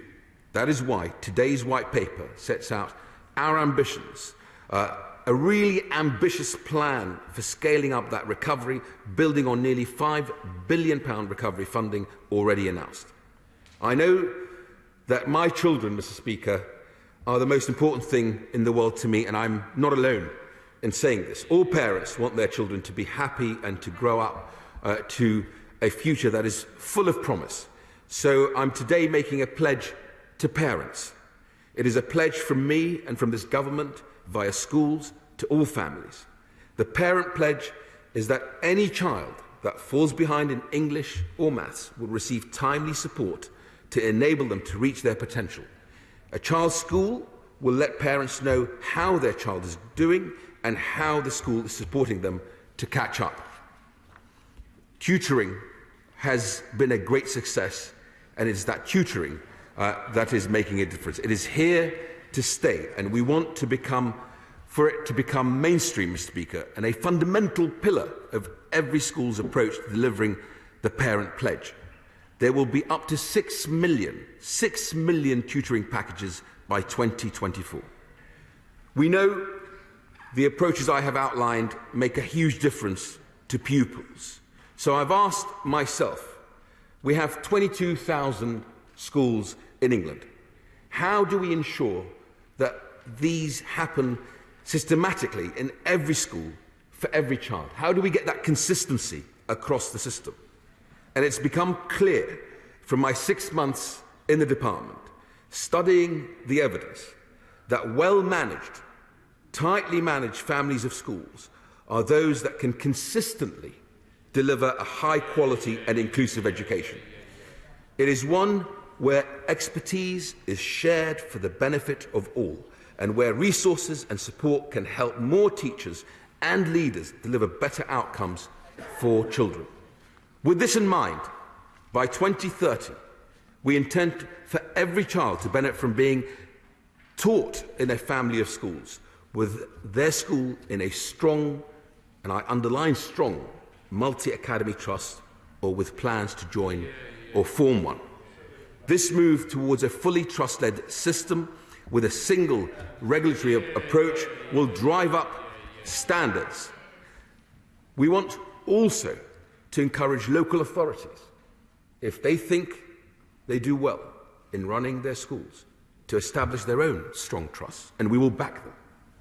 There will be a clear role for every part of the school system, with local authorities given the power they need to support children. We will set up a new collaborative standard requiring trust to work constructively with other partners. I know from my experience both in business and in rolling out the COVID vaccine that the hardest thing for any complex system, whether it's health or education, is scaling up. But I have faith. I have faith in the brilliant leaderships that we already have in our school systems, in our educationalists, to be able to deliver on this white paper. We want to spread brilliance throughout our country, levelling up opportunity and creating a school system where there's a clear role for every part of the system, all working together and all focused on one thing, and that is delivering outstanding outcomes for our children. Soon, everyone will see what we all know, that this Conservative government is busy making our schools the very best in the world. We should be so proud of how far we have come and rightly hopeful about where we are going next. And for that reason, I commend the statement to the House. Shadow Secretary of State, Bridget Phillipson. Thank you, Mr. Speaker. May I first thank the Right Honourable Gentleman for advance sight of his statement today. It is little over 2 years since schools were closed to most pupils. It is almost 12 years since his party came to power. And yet, amongst the many re-announcements we heard over the weekend, the big ideas were that 3/4 of our schools should carry on as normal, teaching the hours they already do, that when children are falling behind, schools will be there to help, and that the National Tutoring Programme, described by providers as at risk of catastrophic failure, is the answer to all of our problems. Is that really it? Is that the limit of his ambition for our children and for our country? He rightly stresses the need to be evidence-led. Is that all he thinks the evidence supports? Order. In fairness, I expect the Secretary of State, which he was held with good order. I certainly want the same good order for the Shadow Secretary of State. If somebody doesn't want to keep good order, please leave now. Secretary of State. The Secretary of State rightly stresses the need to be evidence-led. Is that all he thinks the evidence supports, or is that all he could persuade the Chancellor to support? Mr. Speaker, the attainment gap is widening. Performance at GCSE for our most disadvantaged children was going into reverse even before the pandemic. And after 2 years of ongoing disruption, it's clear enough where the focus should be. The Secretary of State says he has ambitions, but they are hollow. Hollow because they are wholly disconnected from any means of achieving them. Hollow because there is no plan to deliver them. But also hollow because there is no vision here about what education is for, what growing up in our country should involve, and what priority we should give our children. We are 2 years into the pandemic. 2 years is a long time and an important time. Half a lifetime for children starting school in September. Years of disruption, of botched exams, isolation, time spent at home. We can all see the impact that this has had on our children. Yet time and again, the government fails to grasp the truth that time out of education for children and young people means more than time out in the rest of their lives. Instead, our children have been an afterthought for this government. A government that showed its priorities when they reopened pubs before they reopened schools. A Prime Minister whose own adviser on education recovery resigned in despair. A department that closed schools to most children with little thought of how it would recover the damage or reopen them safely. Labour listened to parents and young people and set out the children's recovery plan our children need and our country deserves.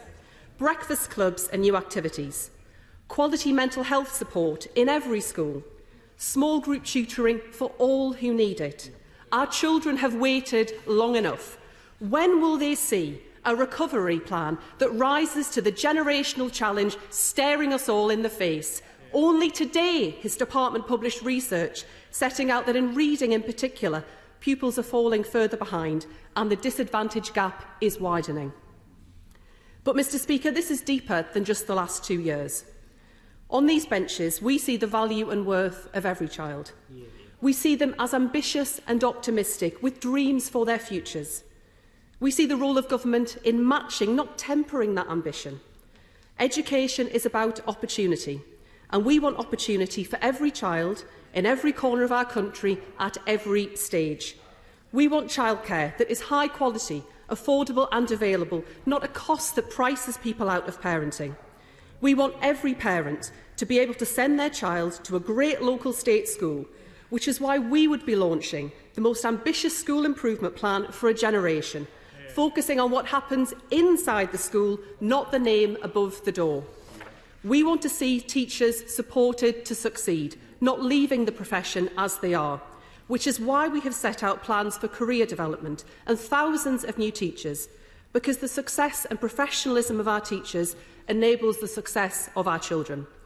We want to see our children not just achieve, but thrive at school, with a rich and broad curriculum that enables them to flourish. We want to give children and young people real choices and see them succeed through strong colleges and apprenticeships. That's why we would deliver work experience, careers advice and digital skills for all of our young people, so everyone leaves education ready for work and ready for life. That's why today's white paper represents such a missed opportunity. But for all the disappointment we feel on these benches, echoed by school staff and school leaders across the country today, and although the Secretary of State in his heart probably feels that disappointment himself, it is our children, whose voices are rarely heard in this place, who are the real losers today. Secretary of State. Thank you, Mr. Speaker. I was hoping for a plan, but there was none forthcoming. She spoke about schools being closed. Labour, dancing to the tune of their union paymasters, wanted the state to keep them closed.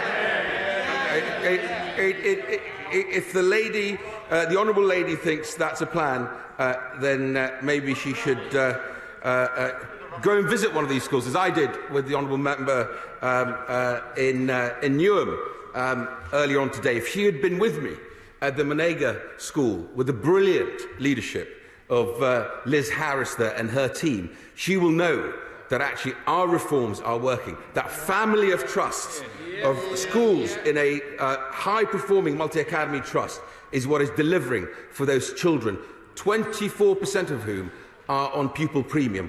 Great leadership, great teachers being supported by a fantastic teaching hub within the group that is part of their trust, delivering great outcomes for children rather than playing politics with our education system.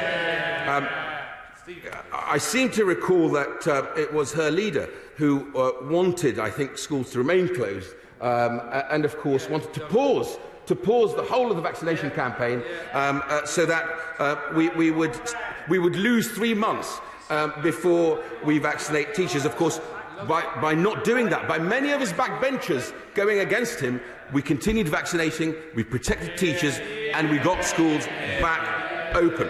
She speaks about our standing in the world rankings. Well, I can share with her that England achieved its highest ever scores in international comparison studies in both reading and maths in the 2016 Pearls and the 2019 TIMSS international tables. That is what this government delivers. It is the introduction of the phonics screening check in 2012 that has delivered. The percentage of Year 1 pupils meeting the expected standard has risen from 58% to 82%.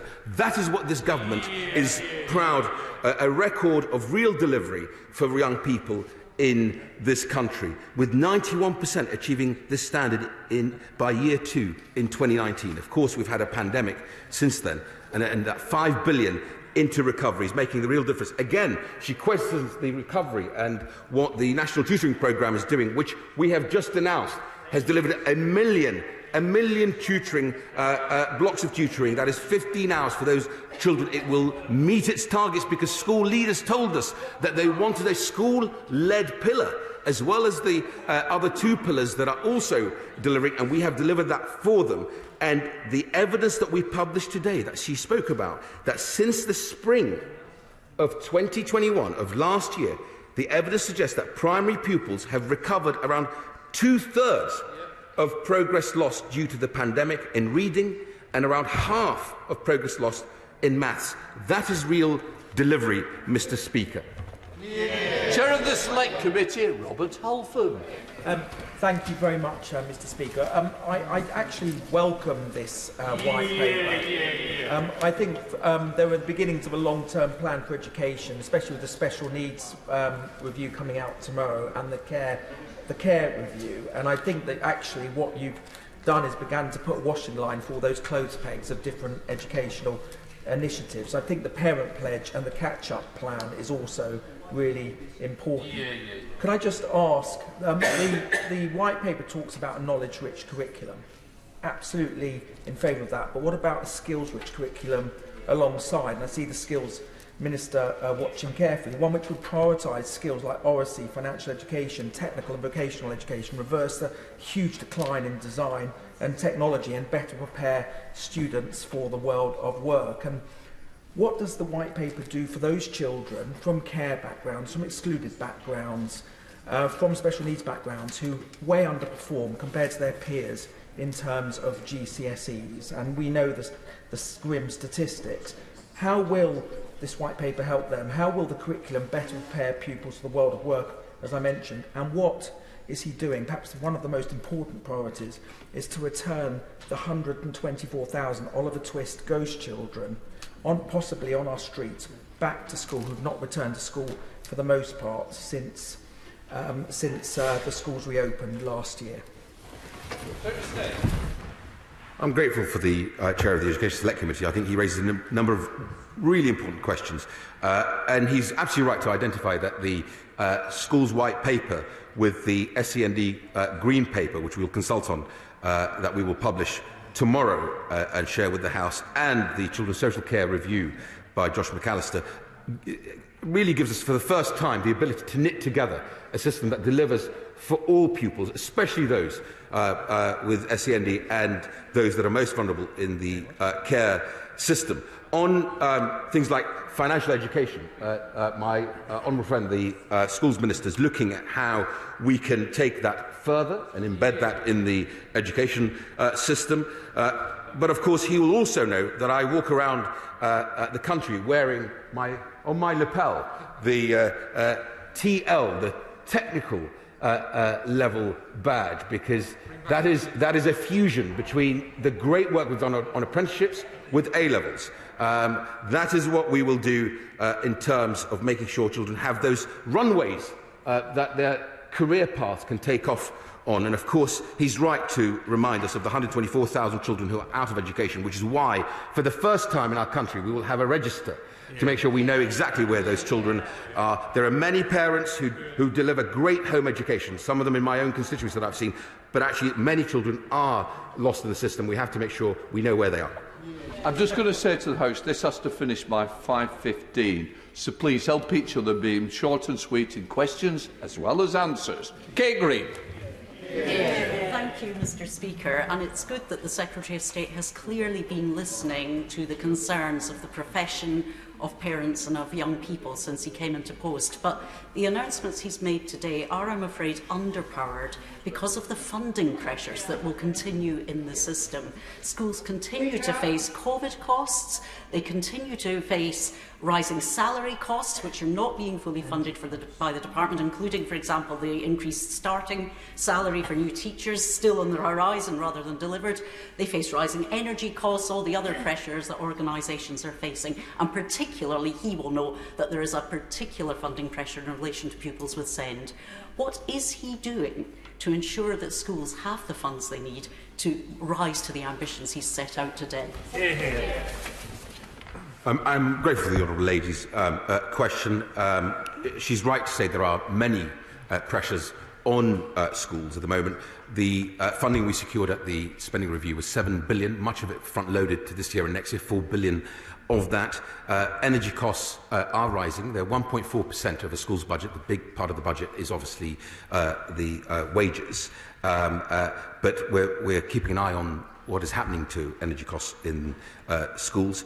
On SEND, we've put an additional £1 billion in, so the total budget now stands at £9.1 billion, plus an additional £2.6 billion to make sure we deliver the specialist provision that we need in the system, which has led to some of the sort of lack of confidence from parents as to whether their child will get the right provision. And today's white paper actually supports mainstream schools to all be great SEND schools as well. Sir John Redwood. How will the poorly performing schools get the brilliant teachers and the better professional development which he rightly wants? Because that is what they need. I'm grateful for my honourable friend's question. He's absolutely right. So we endowed the Educational Endowment Foundation when we came into office in the coalition government, and of course I've just announced that a further endowment for the next 10 years. They have evidenced what the qualifications and the quality of teacher training that is required, whether it's in the early careers framework, the initial teacher training, or later in life in professional development. And we are following that evidence, and we're scaling up 500,000 teacher training opportunities. Never been attempted, certainly in my time in Parliament. It's a huge scale up of teacher training, and that's what we will deliver. Karen Smith. Deputy Speaker. Yesterday, confronted on the Ridge programme, the Secretary of State could not answer the question about the shocking fall in per-pupil funding, particularly compared to private schools. My child and thousands of children started their school just before this government came into power, and they are just about to finish. He talks about a parent pledge. Will he apologise to the thousands of parents and young people for the last 12 years of this government and what they have done to that per-pupil funding for our children? Hear, hear, hear. I'm slightly puzzled by the Honourable Lady's question because, as I've just described earlier, that the standards have been consistently going up because we've introduced things like the phonics screening check, the investment that we are making in education, 7 billion, front-loaded 4 billion for this year and next year, will make sure that schools have the funding they need. I had the OECD in my office, Andrea Schleicher, and tell me that actually we are in the top quartile in terms of investment in school system in the United Kingdom. That is what this government is doing. This white paper takes the evidence of what works and scales it for every child in this country, because I want to see every child have that opportunity that I had to be able to achieve to the greatest, the best of my talent. Sir Desmond Swain. But teacher training has often been part of the problem. By what mechanism will he prevent any return to half-baked theories that prove to be a disaster in the classroom? Evidence-led, and we're also launching the Institute for Teaching will deliver those high standards that my honourable friend quite rightly focuses on. Tim Farron. Thank you, Madam Deputy Speaker. In Cumbria we have some of the best schools in the country, but also some of the smallest. And they're small because the communities that they serve are often half empty because the homes are not lived in because they're owned by second homeowners. Would he agree with me that it's right to tax second homeowners at least twice the council tax and use that funding to make sure that rural community schools have the support they need to do the job that they're so good at? I'm grateful for my honourable friend's question. We are supporting the small rural school through the national funding formula to make sure that they have the funds that they need. Laura Trott. Thank you, Madam Deputy Speaker. I welcome the white paper and particularly the ambitions around literacy and numeracy. Can I ask that Ofsted reinforce these ambitions? Are they intervene in a data-led way where they're not being met? I'm grateful to my honourable friend's question. Ofsted's framework in 2019 actually has in many ways helped schools to focus on literacy and numeracy, but also to have that knowledge-rich curriculum. And this white paper doesn't actually deviate from that. It's that working in lockstep with our colleagues in Ofsted to make sure that we deliver the highest quality outcomes for children. If you focus on outcomes, you won't get this wrong. Janet Davey. Thank you, Madam Deputy Speaker. Madam Deputy Speaker, I'm not convinced that the government is listening. The government does not have the support from the National Association of Head Teachers, Association of School and College Heads, National Education Union for this white paper. If he is really listening, what head teachers tell me is that they need classroom support teachers that have so drastically been cut over the years by this Tory government. I thank the Honourable Lady for her question. I would just remind her that teaching assistants are now at 217,000 teaching assistants in the classrooms, a 6,000 increase since 2010. I speak to ASCL and the other unions and share the evidence and share our work in the white paper, and they've certainly been engaging with us. The Educational Endowment Foundation that does the evidence that I just spoke about in other areas also have a really excellent review at how best to use teaching assistants, and I think every school should look at that review. Steve Bryan. On Friday I had the latest session with Hampshire County Council, and we go through every school in my constituency, and the Secretary of State will be pleased to know that every single one is good or outstanding, and the last one will be there very soon. But I'm concerned about access to CAM services. If children are not in the right place mentally, they can't learn educationally. But I'm also concerned about small rural primaries. And I think the heads in my constituency of those schools will take some convincing that being part of a larger multi-academy trust is the answer to their problems. So, given what it says in the white paper about all children being in academies, can the Secretary of State convince me why the evidence says that is the answer? I'm grateful for my honourable friend. He has a number of questions. I'll try and unpack them. We'll be saying more on, obviously, our work with the Department of Health in the Send Green Paper tomorrow. Suffice to say that, actually, again, local evidence and a dashboard and that transparency will lead to much better outcomes for families and for children. On rural primaries, he's absolutely right to say that I have similar high-performing rural primaries, and my message to them is they do an excellent job. If they feel like they want to get together with other rural primaries, then we will support them in setting up a multi-academy trust, or of course where local authorities think they do a great job in supporting their schools, they can set up a trust. So what I'm trying to do with the white paper is make sure we take everyone with us on this journey, because ultimately, if we all remember why we are in this for, and that is to deliver better outcomes for every child in the place, at the right time for every child, then we would do the right thing. I just need to reiterate that we need one question so that the Secretary of State doesn't have to answer a number, and the questions do need to be brief, not with long statements beforehand. Barry Shearman will lead the way in how to do that. Madam Deputy Speaker, thank you for those kind words. The Secretary of State knows I admired him in the past as a manager and a man with passion. But this isn't much of a plan, and any plan needs people to lead and deliver it. And we now have weak local authorities, we have a weak central government education department, we have a weak Ofsted. And if he really believes the leadership's going to come just from Academy Trust, I don't think we're going to achieve very much.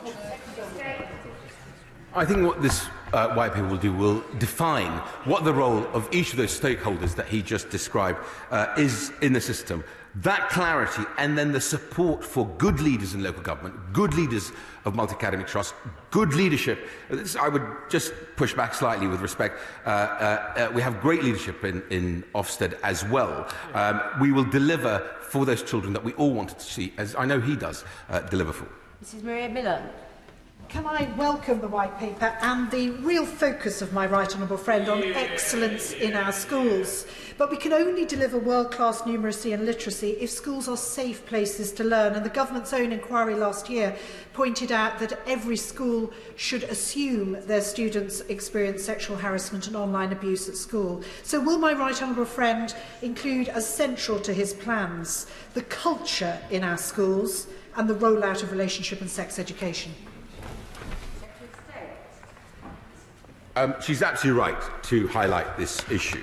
I was in the department when we rolled out the relationship education in the curriculum, and of course relationship sex education in the curriculum, teaching young people what healthy relationships are like, and of course identifying, knowing unhealthy, abusive behaviour as well. It's a priority for me. It's in the white paper under paragraph 80 as well.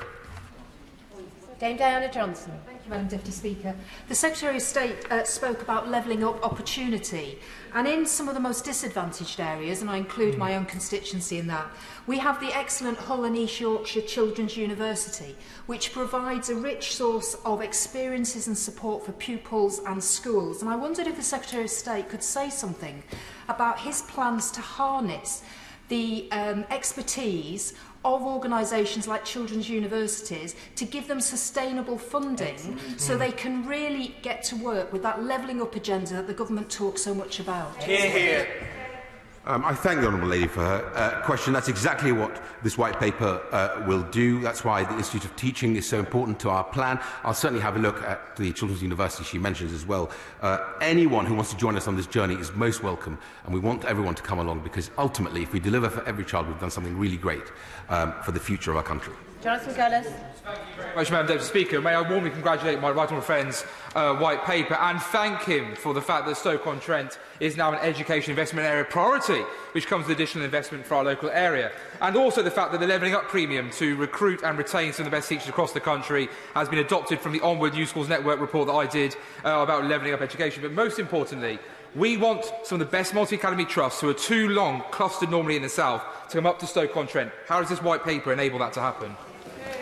I'm grateful for my honourable friend. He's always been a great champion for his schools and actually speaks with real experience as an accomplished teacher in his own right. He's absolutely right to say we need our best high-performing multi-academy trusts to lift their ambitions. This white paper will deliver that, including, of course, additional funding of 80 million to make sure we get that momentum going again.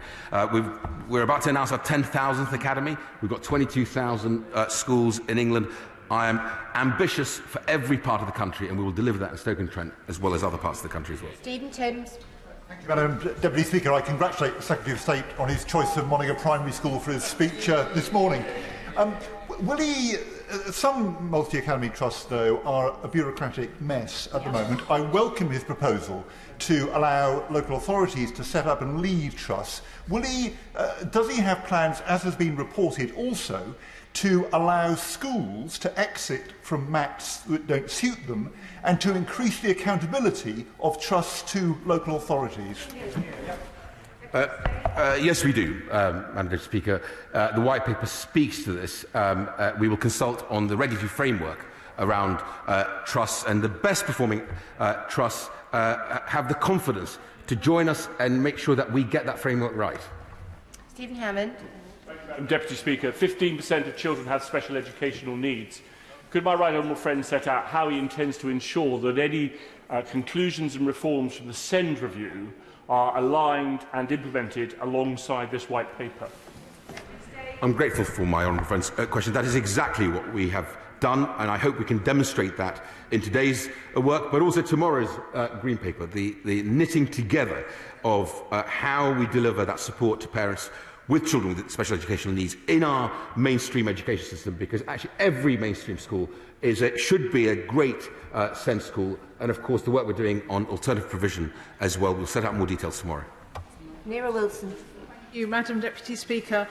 With the first schools white paper in 6 years coming on the back of a pandemic that was so brutal for our children and young people, this really feels like a missed opportunity for children, parents and school staff up and down the country. Where is the ambition in this? Where is this is a unique opportunity to broaden the offer in terms of academic achievement, broader life skills that parents and employers want, as well as well-being. Has the Secretary of State had his hands tied by a Chancellor who's more focused on his own ambitions than the ambitions of our children and young people? Very good. I'm slightly surprised, the Honourable Lady, because I did brief her personally on the details of the white paper. But nevertheless, if she reads the white paper, she'll see that we're ambitious for a knowledge-rich curriculum.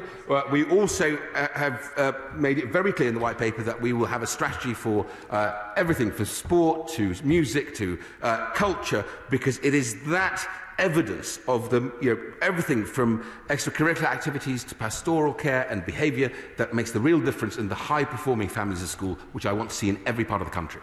Nick Fletcher. Mr. Speaker, this is great news for the young people of our country. And Madam Deputy Speaker, it's specifically good news for the people of Doncaster, as Doncaster is now a priority education investment area. And this will give my young constituents the boost they need to level up their opportunities. My only concern is with the welcome again, 500,000 teacher training opportunities. Will this not result in more teacher training days and therefore result in more days out of school for our young learners? No. Ian Mearns. Very grateful, Madam Deputy Speaker, and as a member of the Education Select Committee for just short of 12 years, I have to say that some evidence-led policy would be a welcome departure for this government. But on teacher recruitment and retention, there is a bit in the white paper on aims to improve the workforce, but not on the how and the what with. There is no involvement for teaching universities in the Institute of Teaching, and with recruitment and retention continuing to pose enormous challenges for many schools, particularly in disadvantaged areas, the white paper seems to pay scant attention on how schools in disadvantaged areas will be able to recruit and then retain specialist teachers in, say, for instance, maths or physics. I'm grateful for the honourable friend's question. We are making sure that those teachers, especially in those areas that are education investment areas, in subjects like maths and physics, actually have that incentive, £3,000 tax-free. Many of them will want to go to those areas if they feel they have the support in place, and that's why we want that strong family of schools working together in a high-performing multi-academy trust to offer that support that we saw so visibly during the pandemic. Catherine Fletcher. May I thank the Secretary of State for the focus on outcomes, which is so important for the children of South Ribble.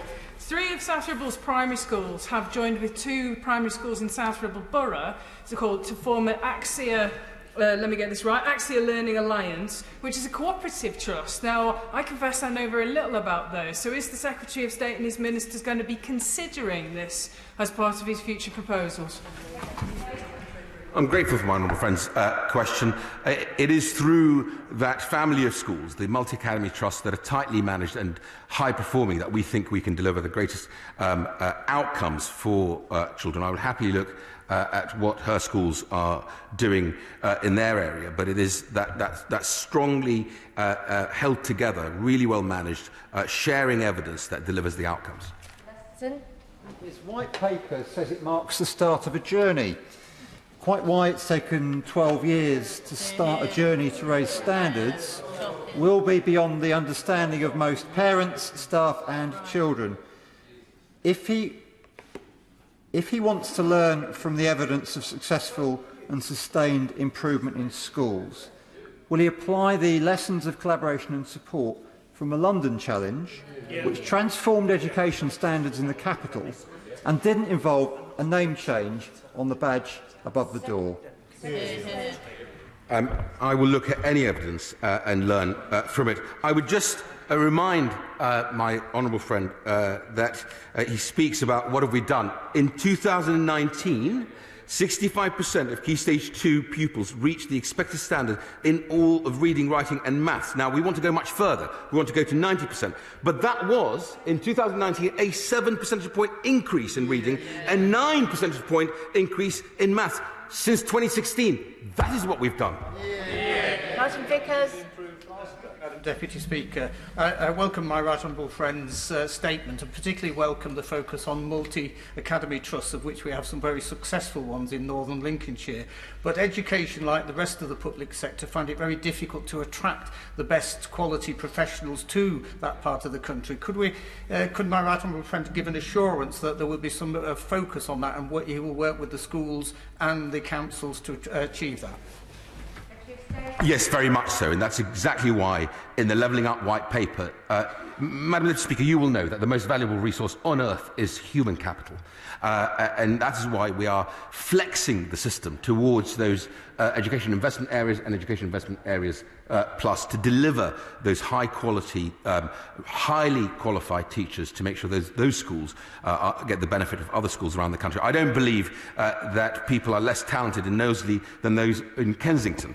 What the difference is they don't have the same opportunity. That's what I'm absolutely passionate about making sure we deliver on. Andrew Gwynn. Thank you. Can I, first of all, say to the Secretary of State that education is a big passion of mine and thank him for his recent announcement that Tameside is to be an education improvement area. With that, the focus on skills, on outcomes and on opportunities is absolutely key, and we can't do that in substandard education buildings. It would be remiss of me not to mention the case of Russell Scott Primary School in Denton, which has been dubbed as Britain's worst rebuilt school.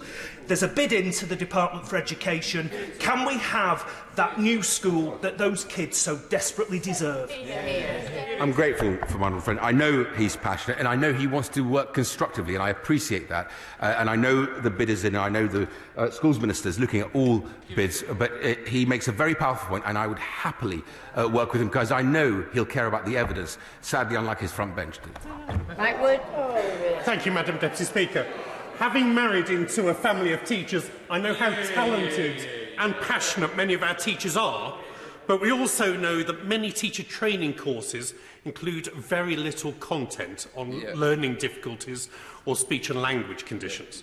Will my right honourable friend make sure that all teachers receive the SEND training that they need to give every child the best possible start in life, both through initial teacher training but also through continuing development?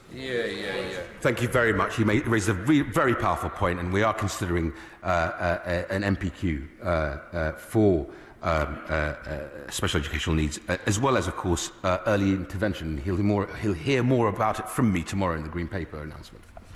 Hamid Yassin. Thank you very much, Madam Deputy Speaker. Schools in Bedford and Kempston, like everywhere else, have been through the most difficult period of disruption and having to do so on reduced budgets. Not once in any conversation with heads, teachers or parents desperate for support has anyone asked for more targets. So if we were not meeting them before the pandemic, why the Secretary of State thinks increasing targets is going to do anything but add more stress to children and drive more teachers from the profession? I'm grateful to my honourable friend. I hope he was listening when I spoke about England rising up the league tables, international league tables around the world. That's because we're so focused on making sure we back our teachers, we train them well, and of course then we target that effort, including on the such a successful programme as the phonics screening check. I disagree with him respectfully. We do need targets, hence why the primary target of 90% in maths and English is important, and the GCSE average target going up from 4.5 to 5 is so important. Thank you, Madam Deputy Speaker. The Secretaries of State and I both have excellent Warwickshire grammar schools in our constituencies. Could you say a little about the role of grammars in raising standards? Grateful to my honourable friend and neighbour. I have 3 grammar schools in my constituency, all high performing, and the DNA of grammar schools is what we want to make sure we spread across the system. There are 165 grammar schools out of an education system of 22,000. Many of them have already joined and are leading multi-academy trust. There's high-performing, strong multi-academy trust. I want more of them to do the same, and they will join us on this journey. Zeichner. Thank you. I'm concerned the Secretary of State may be underestimating the damage that's being done to some children caused by the isolation during the pandemic. That's certainly what I'm hearing from schools in Cambridge. And we know that that can be addressed through more interventions and more resources. But in a county like Cambridgeshire, which remains one of the most poorly funded in the country, is there anything in this white paper to address that? I'm grateful to honourable members' question. Mental health has been one of the areas that we've been looking at with the Children's Commissioner and her very good Big Ask survey of 500,000 children. In May of last year, we announced 17 million of investment to build a mental health support in education settings. And we've also invested further to make sure that mental health leads in over 8,000 schools and colleges have that support and that knowledge to be able to support young people. Ben Spencer. Madam Deputy Speaker, and I welcome this white paper, and I thank my right honourable friend for his passion and drive to deliver the best possible education to all our children, no matter where they live or what their background is across the country. I caught up with some of my local school leaders this morning, as I do on a regular basis, and they were interested to hear about what's coming up from this announcement. But naturally, there was a bit of trepidation of further change on the back of the COVID pandemic. Would he agree with me that we make sure that these changes are streamlined to cause the minimum disruption to our school teachers possible? My honourable friend raises a really important point. The front line, the 461,000 teachers, 217,000 teaching assistants, the support staff, the leaders in our education system have gone above and beyond to deliver, to make sure that schools reopened, stayed open, and dealt with Omicron as well. We've looked very carefully at the evidence, which is why one of the things we have not done is change the curriculum. A knowledge-rich curriculum is important to make sure we deliver for those outcomes that we so passionately want to deliver on for young people. Madam Deputy Speaker, if the Secretary of State is going to deliver on his package here, which has been announced 12 years into a Conservative government, we're going to have to fund it. If you want decent teachers in front of classrooms, you're going to have to pay them. So where is the funding for decent teachers in this package? If you're going to improve schools, they need the resources to do it. So is there anything in this package that's going to increase per pupil funding? Thank you, Madam Speaker. £7 billion, front-loaded £4 billion this year and next year, £5 billion for recovery.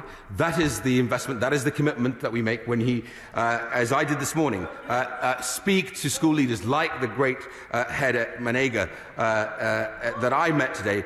She will tell him that this is doable. They are outstanding. They've turned the school round in 5 years to an outstanding school. We want to spread that good practice and that quality leadership across the system. Richard Fuller. Madam Deputy Speaker, can I thank the Secretary of State for his ambition and for making Bedfordshire an education investment area, but draw his attention in particular to a point in his white paper that looks to scrutinise and challenge off-rolling from schools. He will know that off-rolling unchecked can undermine trust even in the best system. So can I ask you to pay particular attention to that? He's absolutely right. And one of the things, the opportunity I have to knit together a system between our white paper and, of course, the Send and AP green paper is to make sure that behaviour no longer happens. And actually, AP is not seen as a sort of warehousing for forgotten children, but actually high-quality alternative provision has a place to play in our education system. Leila Moran. Madam Deputy Speaker. Education is the joint top sector affected by long COVID, joint with social care above healthcare. However, I haven't seen anything yet from the department about how maths will help those teachers with long COVID. I'm aware, for example, of a head teacher who's chosen to take early retirement because they kept getting written warnings from the MAT rather than being supported. That's not going to help workforce retention. Would the Secretary of State meet with me to discuss how we can support teachers and heads who have long COVID? I will happily meet with the Honourable Lady. Greg Smith. Thank you, Madam Deputy Speaker. The ambition for all children that shone through my right honourable friend's statement is to be warmly welcomed. But at the start of his statement, he rightly acknowledged that children with special educational needs are less likely to achieve the ambition we all want for them. In my constituency, time and time again, I hear too many heartbreaking cases from families where a cause of that is the length of time it takes for an EHCP to be signed off. Can you give me an assurance that the action that comes from this white paper and tomorrow's SEND review will tackle that barrier? Yes, I can. Jim Shannon. Speaker, can I thank the Secretary of State for his statement today. The apparent pledge that the Secretary of State delivered today is ambitious and entirely necessary. I know the report in Northern Ireland showed children are 8 months behind where they will normally be. The paper today is for England and Wales, but the problem is UK-wide, and so the solution must also be UK-wide. So what discussions has the Secretary of State had with devolved counterparts to ensure that this approach is in every area of the United Kingdom? My honourable friend will know that education is devolved, but we happily share all the evidence. We share our strategy with our colleagues in the devolved administrations, and I'm happy to continue that in the spirit of collaboration to share the evidence. England has in many ways, been evidencing what works, and we're happy to share that. Jack Burton. Thank you, Madam Deputy Speaker. I very much welcome Stoke-on-Trent being announced as a prioritised education investment area, and this will help to continue the significant work being done to improve standards in education that teachers have been working on in Stoke-on-Trent. And would my right honourable friend agree that improving standards of education is absolutely vital to both levelling up standards and unleashing the real potential of places like Stoke-on-Trent? I thank my honourable friend. I would absolutely agree. I am the beneficiary of great education. The greatest determinant is having a great teacher, an inspirational teacher in the classroom. That's why much of the focus of this white paper is backing teachers, making sure that they get the qualifications and the professional development that they need to do their job properly. Neil Hudson. Thank you, Madam Deputy Speaker. I very much welcome the positive and progressive statement from my right honourable friend. I pay tribute to the pupils and teachers in my constituency in Penrith and the Border for all their resilience and tremendous hard work throughout the pandemic. But can my right honourable friend reassure my constituents that pupils will receive all the targeted and tailored support and tutoring that they need, and more broadly, the mental health and pastoral support that they need moving forward? He raises two excellent points. The work that we've done on the National Tutoring Programme allowed us to make the parent pledge because I saw the evidence as to how that focus on where an individual child has got gaps in their knowledge and then the engagement with parents makes a real difference. And of course, his point on mental health I've addressed earlier. Miriam Cates. Thank you, Madam Deputy Speaker. As a parent and a former teacher, can I say I wholeheartedly welcome this white paper. It is ambitious, but it's also a common sense approach. And can I particularly commend the use of common sense plain English in the white paper, which is very accessible to parents, and perhaps my right honourable friend could pass on some tips to some other departments. I just want to pick up on one sentence that's repeated a couple of times in the white paper. The quality of teaching is the single most important in-school factor in improving outcomes for children. And I completely agree with that, and I welcome the reform to teacher training. But does my right honourable friend acknowledge that children spend the majority of their time at home rather than in school? And so can he set out how this will work alongside the government's programmes on strengthening and supporting families, because that will have just as important an effect on improving outcomes? My honourable friend raises a really important question. So I have focused the department, Madam Deputy Speaker, on skills, and the Skills Minister and the Further Education Minister are both on the front bench. I know later on today we'll be voting through what will then become, I hope, the revolution in the skills landscape that this country so badly needs and deserves. So skills, schools, and the Schools White Paper delivers on what we want to do, what we want to achieve to make sure every child has the opportunity of a great education in the right place at the right time for them, and then families. Because families are important, whether it be in mainstream education or, of course, with children and the social care system. And she will hear more from us on the family hubs that we will deliver in half of England's local authorities. Higginbottom. Thank you, Madam Deputy Speaker. Since 2010, the number of good and outstanding schools in Burnley and Padiham has increased. And we can see in pupil attainment the impact that has. That's not just numbers on a page. That is life chances improving in our local communities. And that's why we need to drive even harder, because education is the heart of levelling up. So could the Secretary of State set out what this white paper will do for those pupils who need targeted intervention in individual subjects to help drive them forward? Grateful for my honourable friend's question. He will, I hope, see in the white paper, in the annex, the evidence that strong, high-performing multi-academy trusts really do deliver the best outcomes, and that's what that's my vision for the whole country. On the parent pledge, yes, it is about children who fall behind in English language and maths, but actually teachers that I've seen in those high-performing multi-academy trusts look at not just English and maths, but other subjects as well as pastoral care and curriculum work that makes the difference. Clark-Smith. Thank you, Madam Deputy Speaker. Can I thank the Secretary of State for his excellent statement today? We also endorse the words of my right honourable friend, the Chairman of the Select Committee, on the importance of oracy skills in schools, and I went to see an excellent initiative in my own constituency at Silby Park Academy in Burcote. So, coupled with the government's commitment to get 90% of primary school children up to the reading, writing and maths standards by 2030, does my right honourable friend agree with me that driving up these standards in primary schools not only improves outcomes there, but also throughout a child and a young person's entire educational journey and then beyond?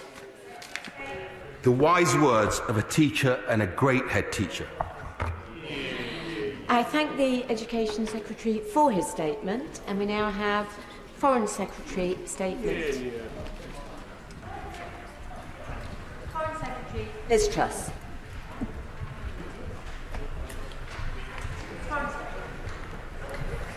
Madam Deputy Speaker, with permission, I want to update the House on behalf of my right honourable friend, the Prime Minister, on the NATO and G7 leaders' meetings in Brussels last week. Together with our allies, we agreed to keep the pressure up on Putin to end his appalling war in Ukraine, through tougher sanctions to debilitate the Russian economy, supplying weapons to Ukraine and boosting NATO's eastern flank, providing humanitarian aid and dealing with the wider consequences of this crisis, and supporting Ukraine in any negotiations they undertake. Strength is the only thing Putin understands. Our sanctions are pushing back the Russian economy by years, and we owe it to the brave Ukrainians to keep up our tough approach to get peace. And we owe it to ourselves to stand with them for the cause of freedom and democracy in Europe and across the world. It is vital we step up this pressure. We cannot wait for more appalling atrocities to be committed in Ukraine. We know that the impact of sanctions degrades over time. That is why we need to act now. Next week, NATO foreign ministers will meet to follow up on the statements of leaders, and I will be pressing our allies over the next weeks for all of us to do more. On oil and gas, the UK has already committed to end imports of Russian oil by the end of this year. We must agree a clear timetable with our partners across the G7 to end dependence on Russian oil and gas permanently. On banks, we've already sanctioned 16 major Russian banks. We've hit Gazprom Bank and we've placed a clear prohibition on Sberbank, Russia's largest bank. We want to see others adopt these sanctions and go further. On individuals, we've cracked down on oligarchs like Roman Abramovich. Last week, we sanctioned the despicable Wagner group of mercenaries. On ports, Britain has banned entry to all of our ports by Russian vessels. I will be lobbying our partners across the G7 to join us in stopping Russian ships. We must maximise the flow of weapons that are being supplied to Ukraine under the UN Charter of Self-Defence. The UK was the first European country to start sending lethal aid to Ukraine. We are doubling our support with a further 6,000 missiles, including NLAWs and Javelin anti-tank weapons. And we're now equipping our Ukrainian friends with anti-aircraft Starstreak missiles. We're also strengthening NATO's eastern flank, deploying troops to Bulgaria and doubling the numbers of troops in Poland and Estonia. We're coordinating deliveries with our allies, and we want others to join us in getting Ukraine what it needs. The UK is providing $220 million in humanitarian support to help the people of Ukraine, from shelters to heaters to medicine. Today, we announced our partnership with Australia to fly out more relief, including blankets, cooking equipment and power generators. And we're getting supplies directly into Ukraine's encircled cities with £2 million of canned food, water and dried food. As refugees come into countries like Poland, we are working with the UNHCR so they are informed about the UK's Homes for Ukraine scheme. This scheme has already got over 150,000 applications, thanks to the generosity of the British public. We know that Putin is not serious about talks. He is still wantonly bombing innocent citizens across Ukraine. And that is why we need to do more to ensure that he loses and we force him to think again. We must not just stop Putin in Ukraine, but we must also look to the long term. We need to ensure that any future talks don't end up selling Ukraine out or repeating the mistakes of the past. We remember the uneasy settlement of 2014, which failed to give Ukraine lasting security. Putin just came back for more. That is why we cannot allow him to win from this appalling aggression, and why this government is determined Putin's regime should be held to account at the International Criminal Court. We will work to restore Ukraine's territorial integrity and sovereignty. We set up a negotiation unit to ensure the strongest possible support is available to the Ukrainians alongside our international partners. We've played a leading role alongside our G7 allies in driving the response to Putin's war, and I want to ensure that unity continues. Sanctions were put on by the G7 in unison, and they shouldn't be removed as long as Putin continues with his war and he still has troops in Ukraine. That is not all. We need to ensure that Putin can never act in this aggressive way again. Any long-term settlement needs to include a clear sanctions snapback, which would be triggered automatically by any Russian aggression. In the aftermath of Putin's war, Ukraine will need our help to build back. In these exceptional circumstances, we have a duty to step up with a new reconstruction plan for rebuilding Ukraine, and we will work with the international community to do this. At this defining moment, the free world has shown a united response. Putin is not making the progress he craves, and he is still not serious about talks. President Zelensky and the Ukrainian people know that everybody in the United Kingdom stands firm with them. We were the first European country to recognise Ukraine's independence from the Soviet Union. 30 years on, we're the first to strengthen their defences against Putin's invasion and lead the way in our support. Over the next week, I will be working to drive forward progress in unison with our allies. Together, we can secure a lasting peace which restores Ukraine's sovereignty. Together, we can ensure Putin fails and Ukraine prevails. I commend this statement to the House. Shadow Foreign Secretary David Lammy. Well, Madam Speaker, I'd like to thank the Foreign Secretary for advance sight of her statement and the continued briefings on Privy Council terms.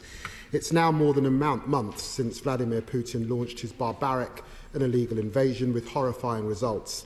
Buildings razed to the ground, maternity hospitals bombed, the city of Mariupol turned into a living hell. Ukraine is the victim of a bandit regime willing to use violence in an attempt to subjugate its neighbour. But the 24th of February marked not only an attack on the people of Ukraine, it was an attempt to crush the values of democracy, rule of law and freedom that we all enjoy. There can be no excuses for Putin's actions, and one day soon I hope he will be held to account for what I consider to be war crimes. Madam Deputy Speaker, day by day it's become clearer that despite Putin's brutal tactics, he is not winning. A month ago, many people gave Ukraine's resistance little chance. Many expected Russia's armed forces to sweep into Kyiv in days, frankly. Yet still, Ukraine's forces hold firm. Their skill, their bravery and resolve has inspired the world. Putin's invasion may have stalled, but the threat he poses remains. Reports suggest he may be seeking a way out. We want to see an end to the bloodshed and the restoration of Ukraine's independence and sovereignty. Madam Deputy Speaker, I am sure the Foreign Secretary will agree with me that any ceasefire agreement must enjoy the full support of the democratically elected government of Ukraine.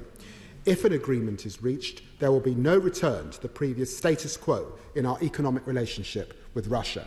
Putin's regime must still pay a long-term cost for its war of aggression. We must decisively end our dependence on fossil fuels and move rapidly towards cheap, homegrown renewables to support our energy sector. And we must complete the unfinished task of ending Britain's role as the hub of dirty money from Russia and elsewhere. As this war remains in the balance, we must do what we can to ensure that we tip it towards Ukraine. Madam Deputy Speaker, I am pleased the NATO, EU and G7 summits last week have reinforced Western unity. It is right that NATO has agreed to bolster the eastern flank with the approval of 4 additional battle groups, and I welcome the commitment to increase and strengthen capabilities as well as cybersecurity assistance, financial and humanitarian aid. But can I ask the Foreign Secretary the scale of the UK's contribution? Last week's commitment shows NATO's long-term strategy is quickly evolving. Other European allies who are reviewing defence spending are boosting their armed services. I was in Berlin last week, where our colleagues in Germany have committed to historic investment in defence. Finland, Sweden and Denmark all announcing reviews or extra resources for the defence. Does the Foreign Secretary really believe it's right at this time for the UK to cut the army by 10,000 in the next few years? If not, will she act on Labour's call to halt these cuts? It's time too for Britain to return to the table when it comes to European security. Will the Foreign Secretary tell the Prime Minister to stop picking petty squabbles with our neighbours on the continent and instead deepen security cooperation that will keep us all safe? Madam Deputy Speaker, last week G7 leaders, EU leaders focused on closing loopholes on existing sanctions rather than imposing new measures. There remain many gaps in the UK's regime. Trusts are not fully covered, many Russian banks are not designated, ownership thresholds are too high, and we need to ensure effective enforcement, including of the overseas territories and crown dependencies. Can the Foreign Secretary tell us what her government is doing to close these loopholes and whether she plans to put further sanctions in place? Madam Deputy Speaker, a month on from this illegal invasion, the world has changed.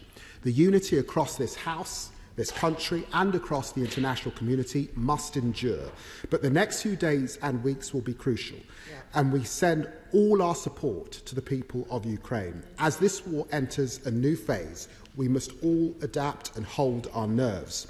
Through the darkness of terror and destruction, Zelensky's democratic government remains in control against all the odds. Bravery is shining through. For a second.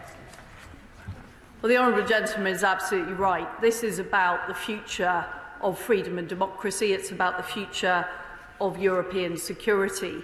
And the Ukrainians and President Zelensky are fighting bravely, and they are fighting not just for their own future, but they're also fighting for all of our futures, and they deserve all of the help that we can give them, both the humanitarian support, the support in terms of lethal aid, and of course the moral and diplomatic support that we are providing. He's also right to say that Putin must not gain from this appalling aggression. There will be no letting up on sanctions. We want to see sanctions tightening, and Putin will pay the cost. He will be held to account in the International Criminal Court. We are working with our allies to collect evidence, and of course we need to make sure that Ukraine is rebuilt, and the appalling devastation that the people of Ukraine has experienced is rebuilt following this appalling war. And he's also right that we do want to see sanctions increase. In the case of banks, the UK has put on the most bank sanctions of any of our allies. We want to see our allies follow suit, and we want to do more in terms of completely de-swifting the Russian economy, in terms of tackling banks like Sberbank, which are of strategic importance. We also sanction more oligarchs now and other entities than either the EU or the US. And we want to do more, we will do more, and we want to see our partners do more. But the most crucial thing of all is cutting off the supply of finance that is provided from oil and gas. That is what will completely debilitate the Putin regime. That is why we want to see a very clear timetable agreed with the G7 to completely end dependence on Russian oil and gas. And we must never go back there. We must never be in a position where we are dependent on an authoritarian regime for core parts of our economic survival. That is absolutely vital. And we do have an opportunity with next week's NATO summit, next week's grouping, to be able to move forward on those plans. And I would encourage all of our allies to work with us on this, because it is the only thing Putin will understand is tougher sanctions as well as more defensive aid. We have boosted our defence spending. We continue in talks with our NATO allies about boosting the eastern flank. And the UK is also leading with the Joint Expeditionary Force, working with our allies around Europe. I talk to my European counterparts all the time. We are committed to boosting European security and working with our friends right across the EU. John Barron. Thank you, Madam Deputy Speaker. Perhaps for too long the West has, in a way, harvested the peace dividend.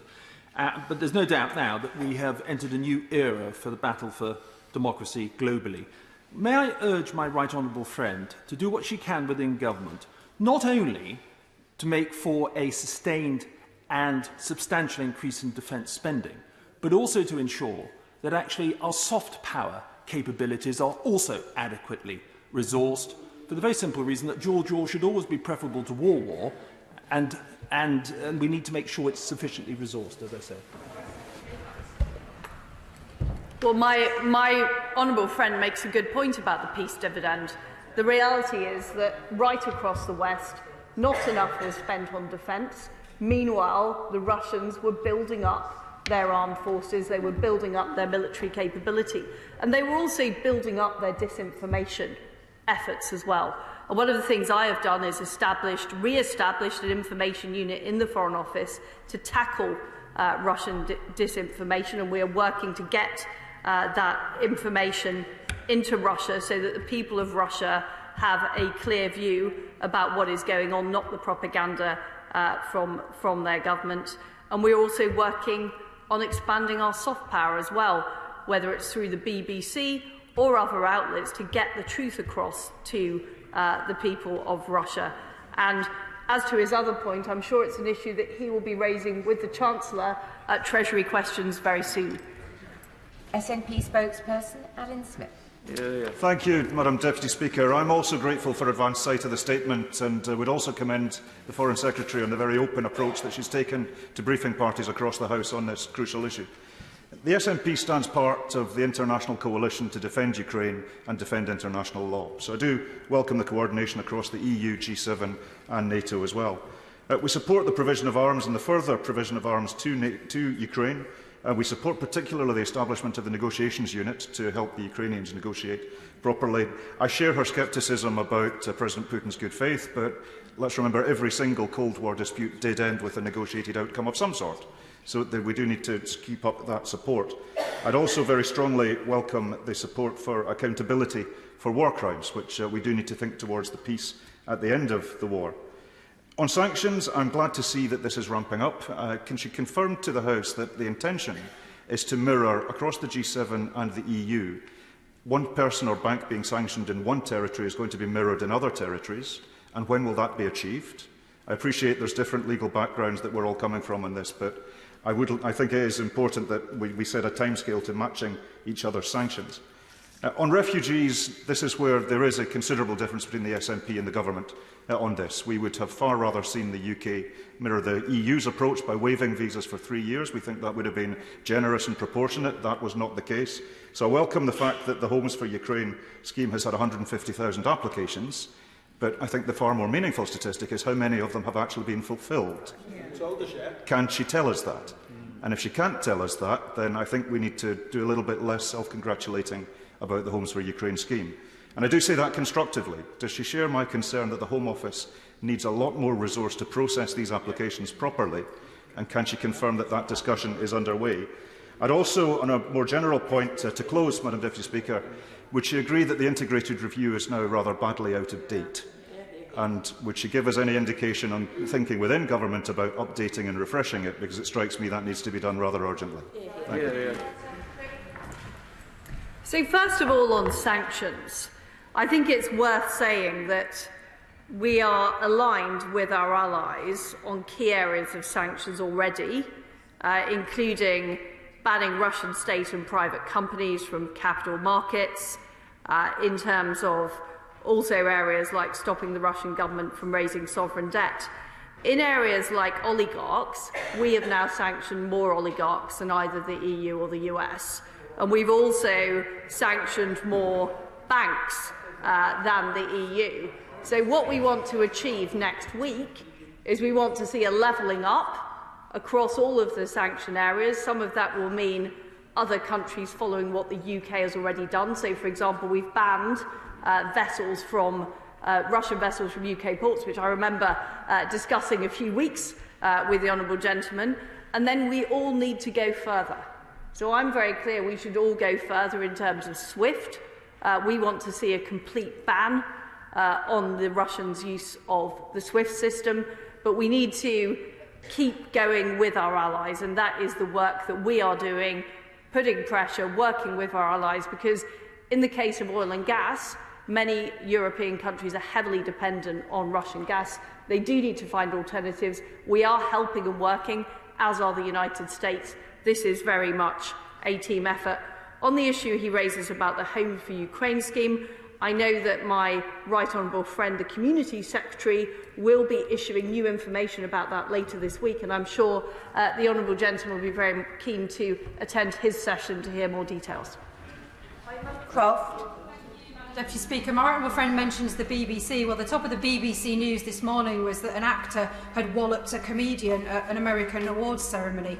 Does she agree with me that we must do all we can to ensure that the horrific stories that are coming out of the Ukraine remain high on the news agenda? I think that's really important. And will she reassure my constituents in Scunthorpe that the Ukrainian situation remains at the very top of her agenda and that she will continue the really good work that she has been doing for however long it takes?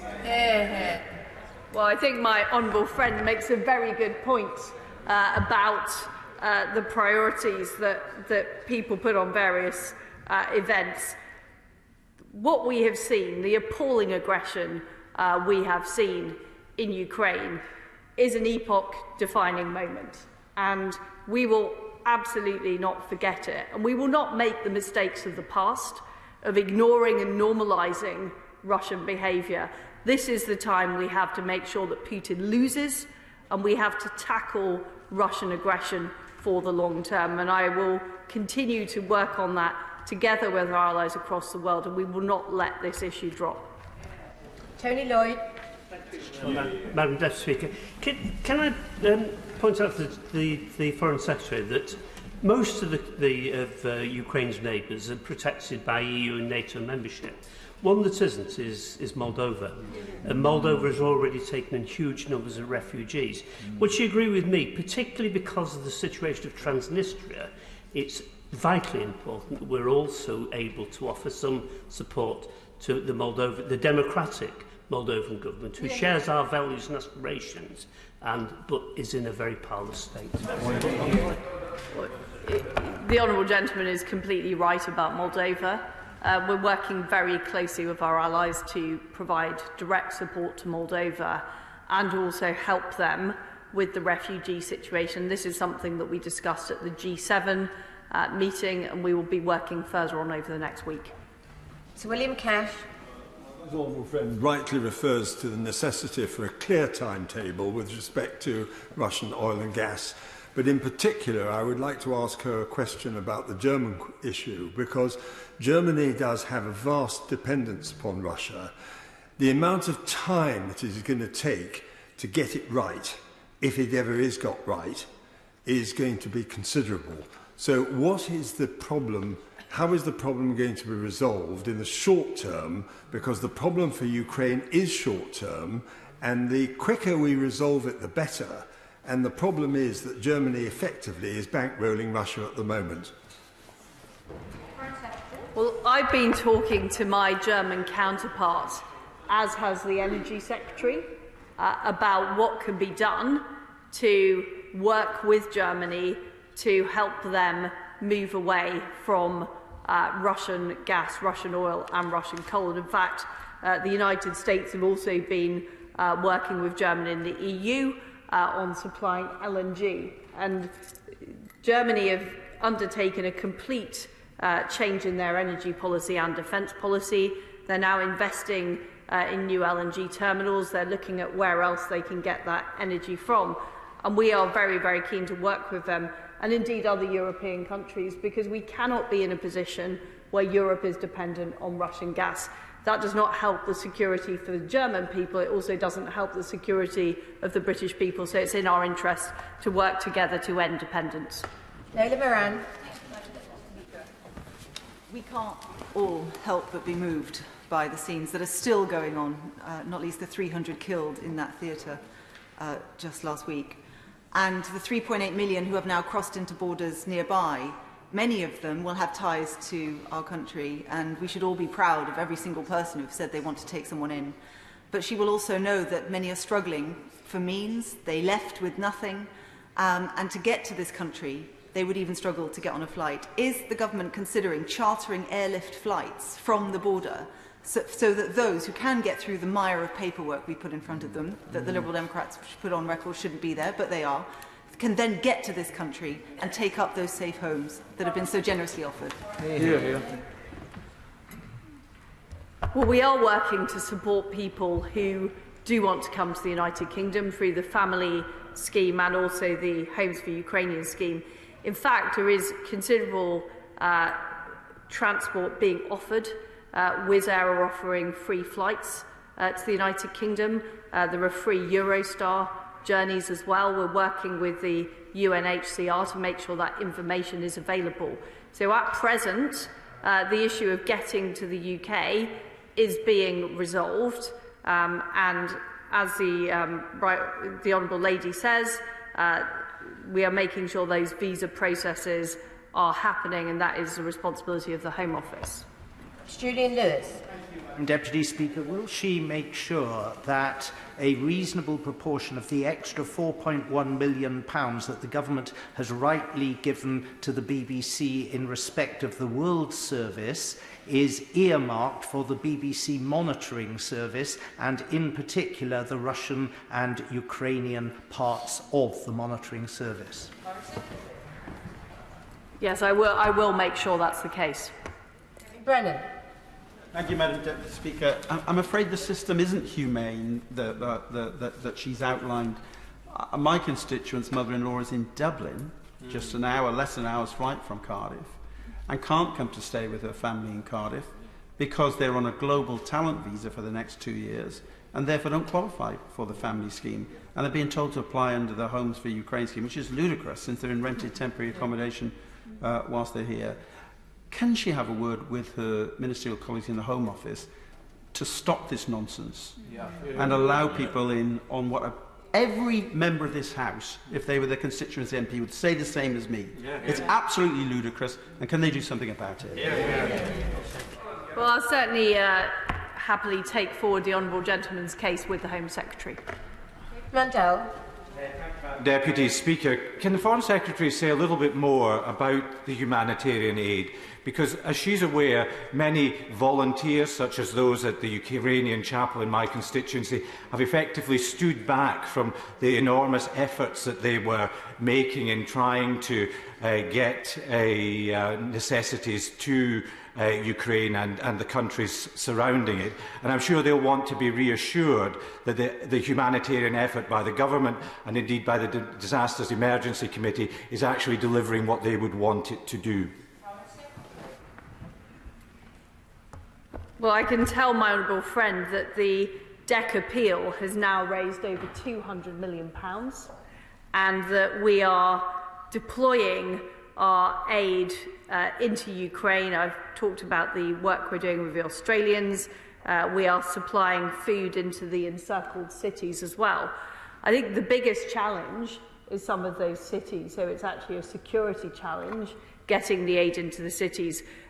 We certainly are well funded for the work we're doing, and in fact the Ukrainian government themselves are doing a lot of the logistical support into Ukraine of making sure the supplies get there. But the issue really is about the security, and we have pushed very hard for genuine humanitarian corridors to be set up. I'm afraid to say the Russians have not properly done that, and it is dangerous in some cases getting those supplies in. So certainly constituents can be reassured that we have the funding, we have the supplies.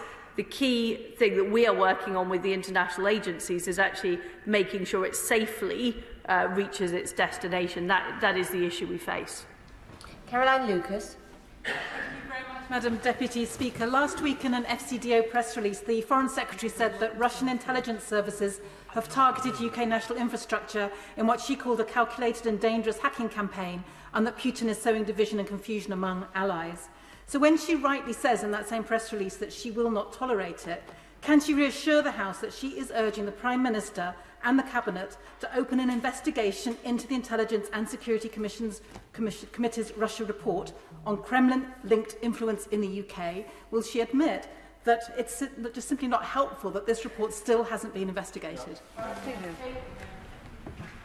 Well, we have had this question before, Madam Deputy Speaker, and we have followed through on the recommendations of the report and making sure United Kingdom infrastructure is protected.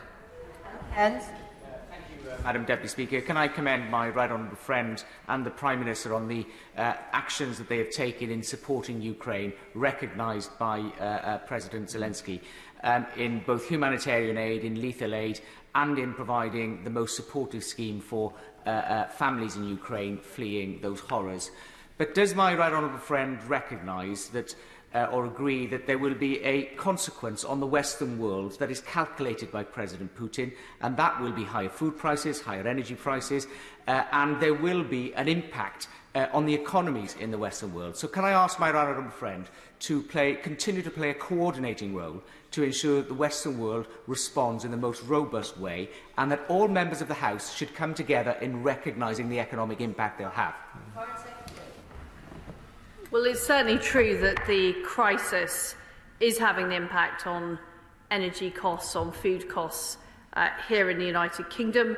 The Chancellor announced his spring statement last week to help address some of those costs that are being faced. We also, though, have to be clear about the cost of doing nothing. The cost of doing nothing is huge. This is about European security, about the future of freedom and democracy, and what we know is the people of Ukraine are paying an incredibly high cost at the moment. The other point I wanted to make is it's not just about the Western world. There are real issues about global food security now. And one of the things that we are working on as part of our new international development strategy is making sure that we support people across the world. There will be increased demand for food. There are concerns about food supply. We are working very, very closely with our allies about how we ameliorate those effects, which obviously could have not just food security and humanitarian consequences, but also global security consequences if we don't get it right. Toby Perkins. Thank you very much indeed, Madam Deputy Speaker. The Ukrainian army, with their skill and their bravery, are showing that the Russian war machine can be stopped in its tracks. Now, the Secretary of State said a moment ago that we will learn lessons. And one of those lessons surely has to be that over 12 years, we've seen a systematic reduction in the size of the British Army. There's been a sense that this government hasn't really got an idea what it wants the British Army to do. So can we now expect a statement from the government that the current plans for further reducing the size of the British Army are going to be stopped, and that instead we're going to have a strategic approach that recognises alongside cyber, alongside the sort of terrorist threats we face, we also need to be ready to face these major state threats. And that can't be done overnight because a huge amount of skill and experience has been lost from the British Army already, and we need that investment and we need that strategic plan from the government now. Will we get a statement to say we're going to get it? Well, I would point out to the honourable gentleman that Operation Orbital, led by the United Kingdom to train up 20,000 Ukrainian troops, has actually been a very, very important part of the success of the Ukrainian forces in being able to resist. And I pay huge tribute to the bravery of the Ukrainian forces. But the UK has led on supplying that sort of support and training. And of course we need a comprehensive offer. That's what we are doing. We are modernising our armed forces under the leadership of the Defence Secretary, but we're also supplying more direct support into the eastern flank of NATO to make sure that we are protecting European security at this vital time. Peter Bone. Thank you, Madam Deputy Speaker. Evil human trafficking gangs are now operating in the countries bordering Ukraine. They prey on young women and older girls. They promise them safe passage and a new home. What they receive is being moved hundreds of miles away and forced into prostitution. Madam Deputy Speaker, imagine fleeing a war zone in Ukraine, reaching a safe country, and then finding yourself locked in a room hundreds of miles away and repeatedly raped day in, day out.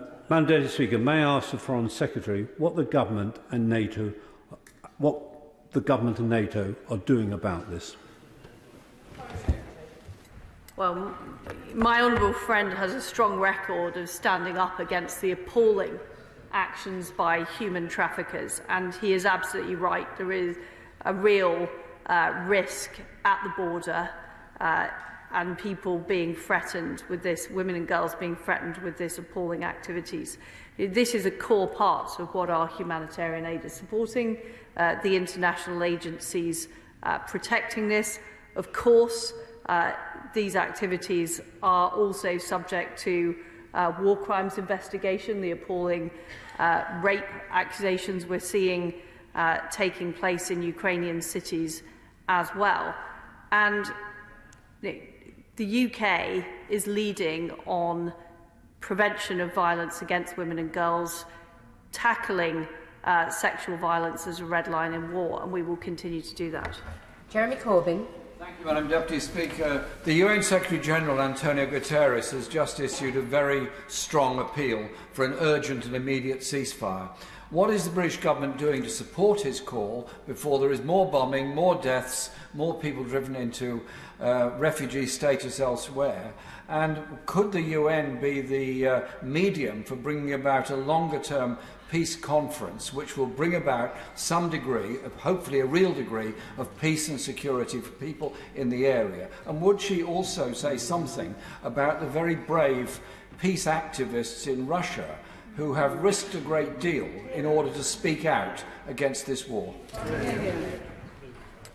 Of course, we completely support a UN call for the ceasefire, and we have worked at the UN General Assembly to secure the votes of 140 countries against Russia's appalling aggressive action. And this is down to Putin and the Russian government, who have pursued this aggression against an innocent nation who had done absolutely nothing to provoke this aggression. And I do applaud those in Russia who are prepared to stand up against the government and who are prepared to protest against this appalling war. Ultimately, it is for the Russian government to stop their appalling aggression in Ukraine and withdraw the troops. That has to be the precursor to any peaceful resolution of this crisis. Speaker, we've seen the incredible determination and bravery of Ukrainian forces defending their territory with many weapons sourced from the UK, and I'm delighted with the announcement that we're going to send 6,000 more missiles. To defend Ukraine's airspace is absolutely crucial, and we hear pleas from Ukraine every day. So I'm delighted about the Starstreak,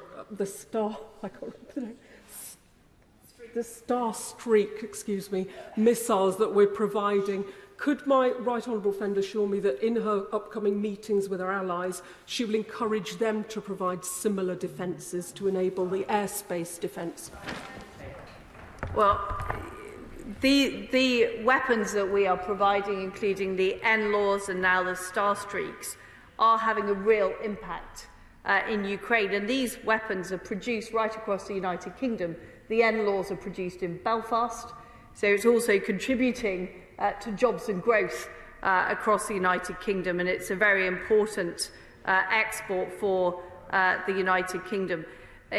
In terms of what more we can do, the Defence Secretary has already held a donor conference to encourage other countries to also supply weapons, and we've seen many countries now come forward, including Germany, supplying weapons into Ukraine. And we're also working to supply logistics too. So we are coordinating the delivery of those weapons into Ukraine. As I've said earlier on humanitarian aid, often the difficulty is the final mile, getting the equipment in, and this is where the UK has really been leading the way. Madam Deputy Speaker, I'm glad to see the Foreign Secretary mentioning food security. It's apparently only 10 days until the planting season starts in Ukraine, and that has obvious problems, need not be expanded on here.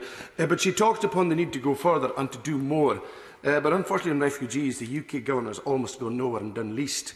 Leading charities have today called for the scrapping of the visa requirement, and it's reported the weekend that a Conservative councillor resigned from the party due to the hostile and xenophobic policy towards refugees. Surely this is the time to change this now. Ireland has taken in 13,500, it's emerged this morning. How many has the UK taken in? And will the government go further and do more for refugees and behave like normal humanitarian countries on this issue? Tell the honourable gentleman that so far over 20,000 individuals have been approved for the Ukraine Family Scheme. As I've said, the Levelling Up Secretary will be giving an update on the Homes for Ukraine scheme later this week. But we already have 150,000 people registered. So progress is being made, and we are seeing more Ukrainians come to the United Kingdom. David Morris. Thank you, Madam Deputy Speaker. We have seen recently an incursion into the NATO zone of a drone. It was an ancient drone, albeit 30 years of age, with no markings on it.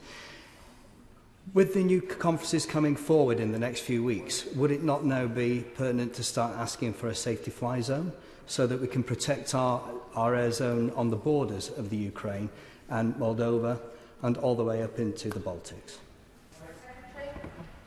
Well, what we are doing is maximising the support we are giving under the UN Charter, which allows us to supply Ukraine in their own self-defence. And that is effective. You know, we're seeing the NLAWs being effective. We're now putting in those anti-aircraft missiles, the Starstreak. And that is the way that we are going to support the Ukrainians in defeating Vladimir Putin and ensuring he loses in Ukraine. A no-fly zone would mean direct NATO involvement in Ukraine. That is a very, very different matter from the defence that we're supplying under the UN Charter. Rachel Maskell.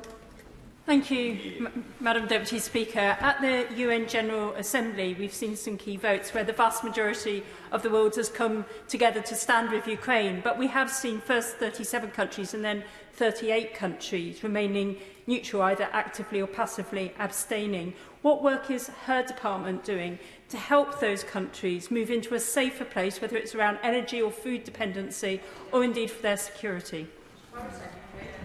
Well, the Honourable Lady is correct. Many countries have been dependent on Russia, sometimes for defence support, sometimes for food, sometimes for trade. And what we need to do, and what we are doing with our allies, is working to increase our trade links, increase our economic links, increase our defence links, as well as engaging with those countries to encourage them to see Russia's actions for what they are. Because if we live in a world where a sovereign state can simply be invaded with impunity, what does that mean for their future? That's the point we are putting to all of these countries. But at the same time, we do recognise there are genuine dependencies. So we have to help those countries find alternative sources of trade or food or indeed defence support to encourage them not to side with Russia. Mike Wood. Thank you, Madam Deputy Speaker. And further to the question asked by the honourable gentleman, the member for Rochdale, can my right honourable friend update the House on what conversation she had with our G7 and NATO allies when she and the Prime Minister visited Brussels regarding what we can do to bolster other vulnerable countries in the region, such as Moldova? So we had thorough discussions with our NATO allies, with our G7 allies, on how we can help Moldova, both in terms of direct humanitarian support, support with refugees, but also defensive support to Moldova. And what we have seen is Putin's ambitions are not just about Ukraine, it is about creating a greater Russia. And that threat is, of course, very, very severe in Ukraine, but it is not limited to Ukraine. And as well as bolstering Ukraine and its defences, we want to help countries like Moldova as well. Tim Farron. Deputy Speaker, the Foreign Secretary made an excellent point earlier about food security and indeed the prospect of this evil invasion of Ukraine impacting upon a global humanitarian situation, but also affecting us domestically when it comes to food supply. Would you consider two urgent actions in that case? Isn't now the right time for us to restore the amount of aid we give to 0.7% of GDP? And isn't it also right to halt the very foolish progressive reduction in the basic payment scheme for our farmers so we maintain our ability to feed ourselves? Tree. Well, I think there are many things we can do to improve food supply. I'm certainly seeing what we can do through our aid budget, and we're looking at our aid strategy at the moment. I completely agree with him that this is a real issue and this is recognised by our friends globally as being a real issue, and we're working on it together. But we also need to look at what we can do to support countries on areas like trade. Increasing trade with like-minded countries is another way of making sure that food supplies are able to flow, and that is something we're also looking at. Matt Weston. Thank you, Madam Deputy Speaker. Can I place on record my thanks to the people of Warwick and Leamington for a phenomenal response to this crisis, in particular to members of the Polish community and David Keselowski, who has actually set up a warehouse 1.5 times the size of this chamber for all the contributions that they've been receiving. Can I ask specifically to the Secretary of State, when it comes to humanitarian aid, can she just elaborate more on the point raised by the Honourable Member for Dumfriesshire about the humanitarian aid going from the UK to not just into Ukraine, but also into neighbouring countries, and how that is being channelled? Foreign Secretary. The humanitarian aid is going both directly into Ukraine, and some of that is being delivered by UN agency, by International Red Cross. Some of it is being delivered by the Ukrainian government themselves. In terms of the aid that's supporting in neighbouring countries, we are working through the UN, but we're also working directly with the government of Poland and other neighbouring governments who have an effective system of being able to deliver that aid. So a lot of the aid we are putting in is going to those governments so that they can distribute it. And we're also acting as a deliverer of logistics for third-party governments. So, for example, the Australians have contributed donations. We are then doing the logistics to get that Australian aid into the neighbouring nations, but also directly into Ukraine. Liz Saville-Roberts. My constituent Gareth Roberts is presently in Prague with his Ukrainian wife Natalia and her daughter and granddaughter awaiting news of their family visa application. Like many others caught up in this Kafkaesque dystopia of excessive bureaucracy and insufficient capacity, they are beginning to run out of funds. Now, granddaughter Albina has scoliosis. This means she has to wear a brace for 23 hours every day. Comfortable accommodation isn't a luxury for them, it is a necessity. And it's such a necessity that the family are contemplating applying for refugee status in the Czech Republic. Now, I trust the Minister speaks regularly to her Home Office colleagues, so can she confirm that people can form a force by necessity to apply for refugee status in other countries due to slow UK bureaucracy will not then be made ineligible for family visas here in the UK? Secretary.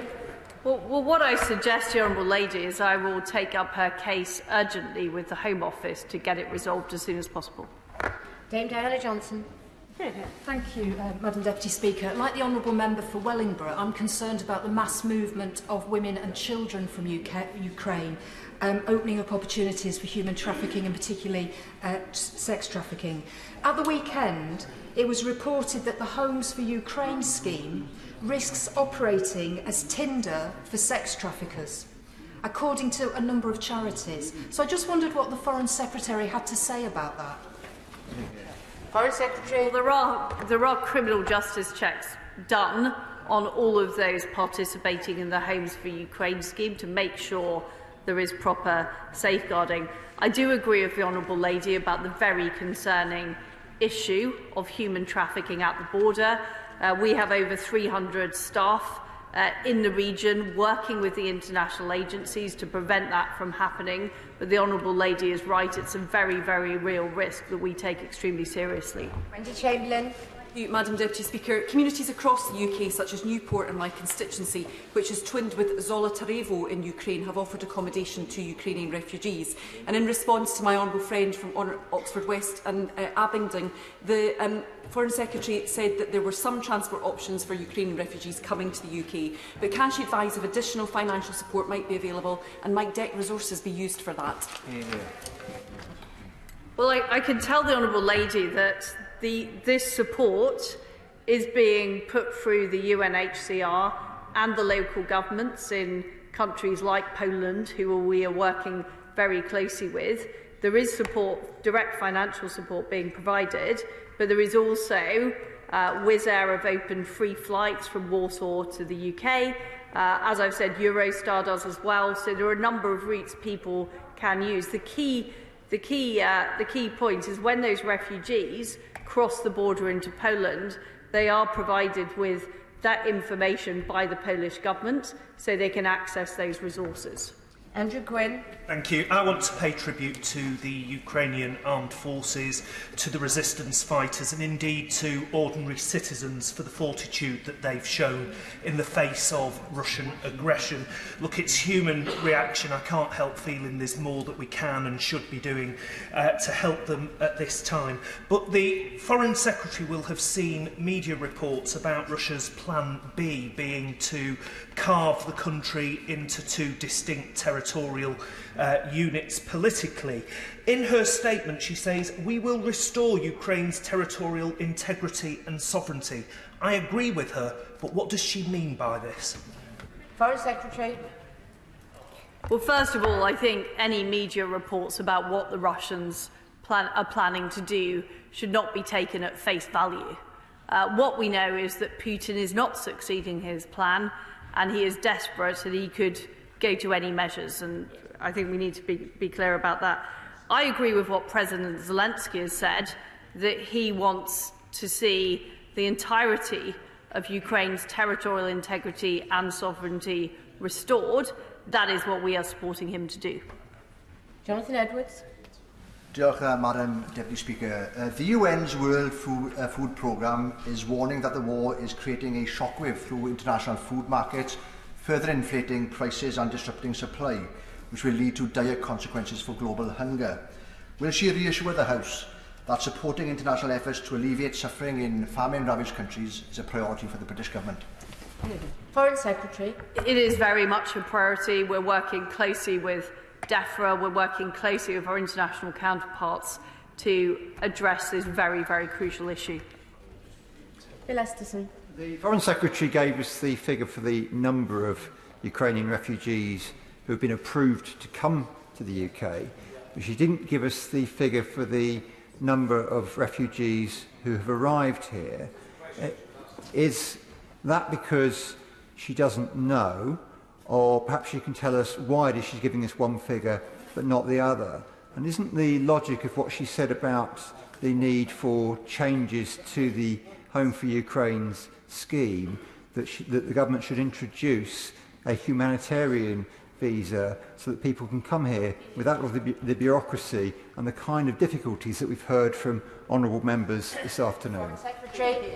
Well, the number I quoted earlier is a Home Office number, and I'm very happy to ask the Home Office to give him the further detail that he's asked for. Jill Mortimer. Thank you. My right honourable friend has just said that she thinks that President Putin is getting increasingly desperate and could try anything. In which case, how much credibility does she attach to the possibility he could stage an attack against his own people in order to garner further support domestically for his invasion in Ukraine? Foreign Secretary. Well, I'm afraid to say what we have seen from President Putin is an attempt to create all kinds of false flag operations, and the UK has been working with the United States to highlight intelligence we have that demonstrates what his playbook is, and that has, we've done that on his claims of a chemical weapon attack. We've done it on his attempts to establish a puppet regime, and will continue to call out his appalling activities. Kevin Newlands. Thank you, Madam Deputy Speaker. I have to say, I think the Foreign Secretary's comments on the economic and jobs advantages of our lethal aid to Ukraine were unintentionally, I'm sure, a little crass and insensitive, and she may want to reflect and clarify those remarks when she looks at Hansard. But people in my constituency and across the country with connections to Ukrainians applying to seek refuge in this country are being met with absurd bureaucratic delays. So what changes are being made now? And further to the point made by my honourable friend, why did the Chancellor not award the Home Office any further funding so they can do more quicker? Foreign Secretary. What I say about my comments about the weapons we're supplying is that we do have a good defence industry in the United Kingdom, And the people of Northern Ireland are proud that their products are being used to help defend freedom and democracy. Dr. Rupert Hart. Thank you, Madam Deputy Speaker. Could the Foreign Secretary shed light on reports that civil servants working on Afghan resettlement are now being redeployed to Ukraine issues, and just reassure us, while we still have ongoing moral obligations and casework there, that there is bandwidth for the both? And for my constituent Gibran Massoud, who did get out of Ukraine, he was due to sit finals at Dnipro Medical Institute in May. Could she find some sort of equivalence for him, and apparently dozens like him, so that they can do their finals here and benefit our NHS as doctors? They're all British nationals. Secretary? Well, I'll see what I can do about the medical students. It was a major focus of our initial evacuation to make sure we successfully helped them leave Ukraine in the very difficult circumstances. Jim Shannon. Thank you, Madam Deputy Speaker. Can I welcome the statement and commend the Secretary of State for her strong leadership. Just this morning, a constituent of mine, she's a humanitarian doctor on the border of Ukraine, and is struggling with the scenes that she said this morning of children horrifically scarred with third-degree burns. Children who face an uncertain and a very painful future, needing plastic surgery and other interventions. I assured this young doctor's family that I would be praying for her, but I would ask the Secretary of State, what more will we do to provide specific medical support for those children, but also importantly, the vital support that is needed to stop the bombings causing this very devastation? Secretary. Well, the honourable gentleman is absolutely right that, of course, these devastating injuries are being caused by President Putin's absolutely appalling aggressive actions in Ukraine. We are helping people with medical emergencies. We are flying people into the United Kingdom to get treated for some of these horrific injuries. I thank the Foreign Secretary for her statement. Point of order, Chris Clarkson. Thank you, Madam Deputy Speaker. By convention, when one member is campaigning in another seat, it's considered courtesy to notify that member in advance. I'm aware that the Deputy Leader of the Labour Party, the Right Honourable Member for Ashton-under-Lyne, who I have notified in advance, was campaigning in my seat on Saturday, but of course no such courtesy was extended. Now, while that's far from the most egregious discourtesy she's paid me in this place, could I ask your guidance on what can be done to make sure that senior members in particular observe basic courtesy when dealing with other members? Well, I'm grateful for the honourable member giving notice of his point of order and clarifying that he has notified the honourable lady of his intention to raise this. I can only reiterate that, as the Rules of Behaviour document makes clear, members should notify colleagues whenever they intend to visit their constituency, except on purely private visits. All reasonable efforts should be taken to notify colleagues in such circumstances, and failure to do so is regarded as discourteous. I hope that clarifies the matter. Point of order, Angus Brendan McNeill. Thank you very much, Madam Deputy Speaker. In response to my question about how many had come into the UK versus the 13,500 that have come into the Republic of Ireland, a nation a twelfth the size of the UK, the Secretary of State mentioned the figure 20,000. It's reported this morning, though, that only 1,000 of the 25,000 completed applications have been approved so far, and there's also said that 21,600 visas have been granted. The question was how many had come in. The member for Sefton Central said the same. The government seem unable to answer. Can we have the government here on a statement or an urgent question tomorrow to clarify the matter so we know exactly what's going on? Well, the honourable gentleman knows that this is not really a point of order for the chair. He has made his point clear. I'm sure that the Treasury bench will have heard what he said, and if any clarification is necessary, I expect it will be forthcoming. Thank you. We now come to the Skills and Post-16 Education Bill Lords Programme number 2. Programme motion to be moved formally? I'd like to move. The question is, as on the order paper, as many as are of that opinion say aye. Aye. The contrary, no. I think the ayes have it. The ayes have it. The clerk will now proceed to read the orders of the day. Skills and Post-16 Education Bill Lords. Consideration of Lord's message.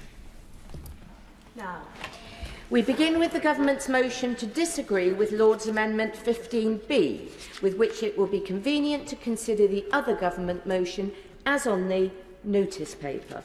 I call the Minister to move the motion. Minister Rodcourt. Thank you, Madam Deputy Speaker. It's a delight to be back here in the House to discuss our landmark skills and post-16 education bill. I'm very pleased that the bills continue to make progress at this point. It's a real opportunity for us to create a chance for more people to develop the skills they need to move into a job and support our economy. Throughout, Madam Deputy Speaker, we've made the case that this bill and the work that surrounds it will give us qualifications designed with employers to give students the skills the economy needs. This will help us boost productivity and level up our country. Let me start with Lord's Amendment 17B, which is a government amendment on provider encounters. I'm delighted that the government has been able to bring this amendment forward, thanks, I should say, to the tireless work of my right honourable friend, the member for Harlow, the chair of the Education Select Committee, and his successful campaigning on this issue and on further education and skills more broadly is a testament to his expertise and his persuasive powers and to the dedication he has to his constituents, who I know will be very well served by this bill. The amendment represents a compromise position that will require schools to put on 6 provider encounters for year 8 to 13 pupils, 2 in each key phase. This should help ensure that young people meet a greater breadth of providers and, crucially, should prevent schools from simply arranging one provider meeting and turning down all other providers. The underpinning statutory guidance will include details of the full range of providers that we'd expect all pupils to have the opportunity to meet during their time at secondary school. The Government intends to consult on this statutory guidance to ensure that the legislation works for schools, providers and, most importantly, the young people. I'm very happy to give way to the honourable gentleman. And I do look forward to hearing what the honourable member refers to it. In terms of Amendment 17, does the Minister not agree that there are tangible risks that defunding BTECs poses for disadvantaged students, and that the Lord's Amendment ensuring that the earliest qualifications could be defunded would now be 2025 will give the necessary time for greater evaluation of T levels and how they work in this new landscape, hopefully, that the Minister will be referring to shortly, of qualifications, and we should support our colleges and support this extension to allow every child to achieve their potential. I'm always anxious to hear what my honourable friend from Stratford has to say. I believe his comment with reference to Amendment 15B, which I'm coming to momentarily, but I hope he will forgive me if I finish talking about 17B first. I hope that this House is going to agree that we've reached a sensible compromise position with the help of the Chair of the Select Committee for Education. This middle ground of 6 provider encounters will help give every pupil information about what FE colleges, independent training providers, university technical colleges and other alternative providers can offer. I turn next to Lord's Amendment 15B in relation to the rollout of our technical education qualification reforms. Let me begin by reiterating the announcement already made in this House by my right honourable friend, the Secretary of State for Education, at second reading of this bill. We are allowing an extra year before public funding approval is withdrawn from qualifications that overlap with T-levels and before reformed qualifications are introduced that will sit alongside T-levels and A-levels. Our reform programme is rightly ambitious, but we understand that it would be wrong to push too hard and risk compromising quality. The additional year strikes the right balance between giving providers, awarding organisations, students and other stakeholders enough time to prepare while moving forward with these important reforms. That's why we cannot accept a 3-year delay, as this amendment proposes. These changes are part of reforms to our technical education system that have been over a decade in the making, that have their origins in the Wolf Review of 2011 and that were taken further by the Sainsbury Review in 2016. Both of these crucial pieces of work showed that we must close the gap between what people study and the skills that employers need. As Lord Sainsbury has said, Whatever their background, individuals need to access a national system of technical qualifications that is easy to understand, has credibility with employers and remains stable over time.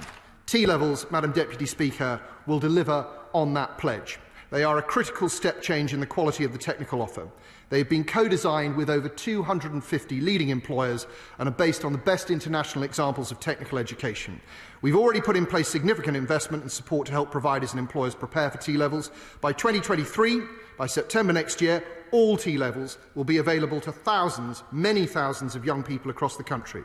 The change to our reform timetable means that all schools and colleges will now be able to teach T-levels for at least a year before overlapping qualifications have their funding removed. Last November, the Secretary of State also announced the removal of the English and Maths exit requirement for T-levels. This is about making the landscape fairer, so that talented students with more diverse strengths are not prevented from accessing this important offer. The change brings T-levels into line with other Level 3 study, notably A-levels, which do not have such an English and Maths exit requirement. In addition, this amendment given to us by Noble Lords would also require consultation and consent from employer representative bodies before withdrawing funding approval from qualifications. As members will be aware, we've twice consulted on our intention to withdraw funding from qualifications that overlap with T-levels. T-levels were designed with employers to give young people the skills they need to progress into skilled employment, to give young people the skills that employers need, to give young people the skills that our economy need. Happily give way to the honourable gentleman. Well, I'm very grateful to the Minister for giving way. And he refers there to the consultation the government did on the defunding of BTECs and this twin-track approach. And am I right in saying that 86% of respondents to government's own consultation said that the government should continue to keep this twin-track approach? So why is he highlighting this consultation they've done that has come back to him telling him the approach he's taken is wrong as a reason not to vote for the amendment the Lords have proposed here? Our consultation showed that there was widespread support for having a system of technical qualifications which offered both co-design with employers and entrenched, embedded work experience. And really the choice before the House tonight, the choice before Parliament in the debate of this bill, is do we wish to push ahead following the best international examples on technical qualifications that are designed with employers and give students the best work experience opportunities as part of that qualification? That is the choice. We know on this side of the House where we stand. We wish to have gold standard qualifications that rank amongst the best in the world. And I'm afraid the other side opposite does not seem to wish to follow us on that journey. The Institute for Apprenticeships and Technical Education will continue to involve employers actively when making decisions about qualification approval, including through its root panels. These panels hold national sector expertise and expert knowledge of occupational standards which have portability across employers. Institute approval will in itself be a mark of quality and currency with business and industry. It ensures both employers and employees have knowledge, skills and behaviours they need. The requirement for public consultation and consent from employer representative bodies would duplicate existing good practice and introduce an unnecessary burden. We've listened to the views expressed in this House and acted upon them. The Secretary of State's policy announcements are significant changes that acknowledge and satisfy the aims of these amendments. To push these amendments would risk the whole reform programme and risk letting down a generation of learners. I therefore urge the House to reject this amendment from the other place. I'm very pleased we're starting to make real progress with this legislation. Through our change to provider access legislation, I believe we've made this bill better, but now is the time to crack on with delivering our important skills reforms. The question is that this House disagrees with the Lords in their Amendment 15B. Shadow Minister Toby Perkins. Well, thank you very much indeed, Madam Deputy Speaker. Last week's spring statement showed that this government have a Chancellor ill-equipped to tackle the size of the cost of living challenge in front of him. This week, the Skills Bill shows that when it comes to addressing the key skills challenges our growth-starved nation faces, we have a government ill-equipped for that challenge too. We should remember that in last week's Chancellor's statement, he referred to reviewing apprenticeship levy and other taxes, and by Friday was forced to deny, in fact, that there was going to be any formal review of the apprenticeship levy or system at all. What a mess. This is a government who spend the back end of the week denying what they said in the first part of it. No wonder the sector is utterly disillusioned with their approach. Let's just stop for a minute and think how it could have been. A skills bill worthy of the name would have seized the challenge posed by the huge reduction in apprenticeships since the introduction of the levy and demanded a review that ensured that small businesses were better served and that more Level 2 and Level 3 apprenticeship opportunities were created, and sought to return to at least the numbers we had before the levy was introduced. A transformative skills bill would have ensured that all the relevant bodies were around the table directing local skills funding. It would also have recognised that if universal credit is really going to be a bridge from the dole to a rewarding career, then people on universal credit must be able to afford to invest in themselves in the way that the excellent Lord's amendments suggested. Now, one can only imagine what their noble lordship made of the Commons Committee stage.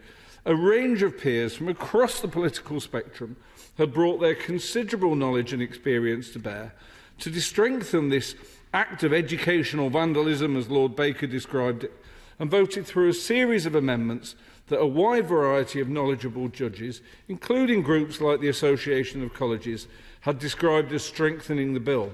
Yet one by one the government rejected those amendments. It all means that the huge opportunity presented by the first skills bill in this government's 12-year period in office will fail to grasp this opportunity to put England's approach to skills on a comparable footing with the best systems around the world.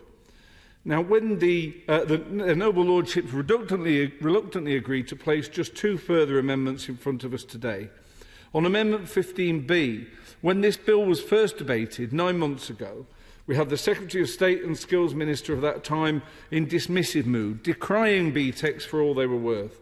Since then, we've had the more ameliorative approach, which we welcome, of the current Secretary of State, of firstly offering an extension to funding for BTECs into the next Parliament, and then saying that the government will conduct a qualifications review and come back and tell us which Level 3 qualifications they consider not to be of sufficient quality or which ones they consider duplicate T-levels. All the while, and the Minister's speech a moment ago reinforces that suspicion, that government believe that it's only by discrediting or defunding BTECs that T-levels will flourish. Now, I'm confused as to why they so lack confidence in this new qualification. As my great friend Lord Blunkett said when moving Amendment 15B last week, on this side of the House, we have no hostility for T-levels. Indeed, we believe they're of real value. Just 2 weeks ago, I was at Barnsley College, a fine institution where I met several good T-level students studying construction, digital production and health and care, and they were hugely impressive, as were the lecturers and the leadership team that I met. They had a real vision for where they might go following this qualification. I've got no problem with saying that. I've got no problem with saying I've seen good quality T-level provision, and nor should the government refuse to recognise that BTECs and cash diplomas and other Level 3 qualifications have also been transformational for so many students and proceed cautiously before abolishing. If the qualification in its current form or in any future form is a strong one, it will prosper, without the need to try and kill other Level 3 qualifications and leave tens of thousands of students without a qualification to study. BTECs are widely respected by employers, learners, universities, colleges, training providers and other key stakeholders. As I referred to a minute ago, the Minister refused to actually address the question, the DfE's own figures showed that 86% of respondents to their consultation urged them to continue the twin track of T-levels and BTECs. And the Minister referred a moment ago to Labour opposing T-levels, not opposing T-levels at all. In fact, it was a Conservative-dominated House of Lords, including the support of Conservative peers, that voted to place this amendment back in front of us last week. The government has optimistically suggested that 100,000 students might be doing T-levels by 2024. Given that 230,000 students currently study Level 3 qualifications, the government need to come clean when their review is published as to what their plan is for those who don't move on to do T-levels. It really isn't good enough to continue dodging these questions. Institutions need to know, learners need to know, and employers need to know. Does government expect that more of them will complete Level 2 and then go into the world of work at the age of 17? Does it expect that anything like the missing 130,000 would stay on alternative Level 3 courses? If not, what is the plan? The government needs to come clean. Now, turning to Amendments 17B and 17C, whilst on this side of the House we would have preferred that the Baker Clause was adopted in its entirety, we are prepared to accept this compromise as a way to move the issue forward. I still fail to see, it was interesting to hear the Minister talking about the compromise, what it was about having more than one intervention in a single school year that the government thought was so radical an idea. Why is it that 2 in every 2 years is considered the very most that we can expect of our schools?